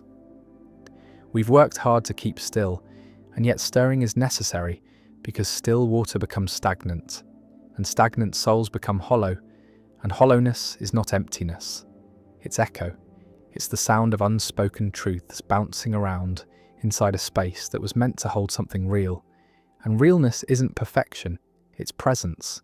It's the courage to show up even when unsure, to speak even when the voice shakes, to love even with a trembling heart. And that kind of love is rare not because people are incapable of it, but because they've been taught to fear it, taught to equate vulnerability with danger, taught to armour up before connecting, and so they perform connection instead of living it. And it shows in the shallow conversations, in the ghosted friendships, in the way people scroll through each other's lives without ever truly touching them. And touch is more than physical, it's energetic. It's the way someone's presence can calm a storm inside without saying a word. And that kind of presence is medicine, but it can't be faked. It requires embodiment, it requires integration. And integration is the slow stitching together of all the parts we exiled. The needy parts, the angry parts, the scared parts, the parts that didn't get love unless they performed for it. And this is the deeper work, not the curated healing of aesthetic rituals and clean mantras, but the messy, unglamorous practice of sitting with what we've avoided, of befriending the very feelings we once tried to banish. And in that friendship we find power. Not the power of domination, but the power of wholeness, of not needing to be fixed because nothing was broken, only fragmented. And fragments can be gathered, gently, piece by piece. And that gathering is a quiet revolution. It says, I will not abandon myself again, not for approval, not for comfort, not for the illusion of safety, and illusions are everywhere, woven into ads, into expectations, into the stories we inherit about what success looks like, what love should feel like, what healing must include. And yet beneath them all is something quieter, something older than language, a knowing that whispers. Not everything has to make sense to be true. Not every pain is a punishment. Not every ending is a failure. And this knowing is not taught, it's remembered. It emerges in silence, in solitude, in those moments when we stop trying to be and simply are. And that being is enough, not as a concept, but as a lived truth. And living that truth is perhaps the rarest thing a person can do in this world, a world that would rather keep us asleep. And yet even in the sleep, the soul stirs, the dream cracks, the truth leaks in through the seams, and something begins to wake. And even now, the waking hurts, because clarity is not comfort, and truth is not always kind, but there is a peace that follows the pain, a stillness that arrives when the pretending stops, when the masks melt, when the stories collapse into silence, and in that silence something ancient stirs, something not born of this lifetime, but carried across them, something that remembers what the mind forgets, that being is sacred, that the breath is holy, that presence is power, and that to exist fully, even for a single moment, is enough to justify the whole life. And yet few are taught this. Few are given the tools to sit with what is. Fewer still are shown how to unlearn. And unlearning is harder than learning because it means dismantling the scaffolding that held the self together. And this is why people stay stuck. Not because they're lazy or weak, but because they're afraid that if they let go of the lies, there will be nothing left. But that fear is a ghost, and the nothingness they dread is not emptiness, but spaciousness. Not a void, but a clearing. And in that clearing is the possibility of a new kind of life. One not driven by performance or perfection or comparison, but by alignment, by rhythm, by the soft pulse of one's own truth. And truth doesn't scream. It hums, it murmurs, it tugs quietly at the edge of awareness until it's felt, until it's heard. And hearing it requires slowness. The kind of slowness the world tries to erase. The kind of slowness that makes space for thought, for reflection, for depth. And depth is what's missing. In the conversations, in the connections, in the culture of speed and spectacle and surface. And yet even within that noise, depth still calls, still waits, still exists like an underground river beneath the loudness of life. And to reach it, one must descend, must lower themselves beneath the image, must shed the armour of identity. And identity is not truth, it is costume, it is echo, it is the residue of how others have seen us. How we've wanted to be seen, and letting go of that image is not loss, it's liberation. And yet liberation costs. It demands solitude, discomfort, undoing. And undoing is messy. It is not a straight path. It spirals, it repeats, it confuses. And yet each loop is a layer deeper, a spiral staircase down into the marrow of self. And in that descent we meet the parts we've hidden. The child who feared abandonment, the teenager who learned to shrink, the adult who learned to numb. And we don't heal them by fixing. We heal them by witnessing, by staying, by not turning away. And that presence, that radical staying, is the most healing force there is. And it's rare because most people flee into distraction, into noise, into work or romance or goals, anything to avoid the rawness of being with themselves. But the rawness is the door. The pain is the passage. The wound is the way. And every ancient tradition knew this. From the desert mystics to the Stoic philosophers to the Zen monks sweeping temple floors, they all spoke of the same quiet truth, that wisdom begins where resistance ends. And resistance is often disguised as strength, as boundaries, as pride. But beneath it is fear, the fear of feeling. And feeling is not weakness, it is data. It is intelligence. It is the soul's language, and most people are emotionally illiterate, not because they're broken, but because they've never been taught how to feel safely, how to express without collapse, how to rage without destruction, how to cry without shame. And shame is one of the deepest prisons the mind can build, because it convinces us we are unworthy of love precisely where we need it most. And so people carry their shame like a second skin, invisible but heavy, shaping every word, every glance, every silence.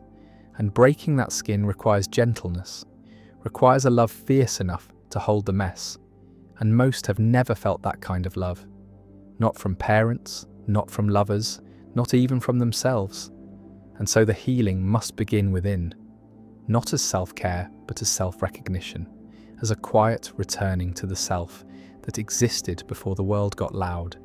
And this self is not a goal, not a perfected version, but a remembering, a re-inhabiting, a soft stepping back into one's own body, one's own voice. And that voice is needed, not to shout, not to argue, but to witness, to name, to echo truth into the silence, because silence is not always golden. Sometimes it's complicit, sometimes it protects power, sometimes it erases pain. And to break silence is not to break peace, it's to create the conditions for real peace, the kind built on honesty, on reckoning, on deep listening. And that kind of peace is rare because it requires the hard things: apologies, accountability, humility, and patience. And patience is perhaps the most radical act of all in a world addicted to speed. Because patience says, I am not ruled by urgency. I will not be bullied by the clock. I will not sacrifice depth for convenience. And depth takes time. Depth takes silence. Depth takes the willingness to stay when it gets uncomfortable. And most of all, depth takes presence. The kind of presence that holds without fixing, sees without judging, stays without controlling. And that presence is what every child needed, what every heart craves, what every soul deserves. And to give that to oneself is to become the very thing we've been searching for in others.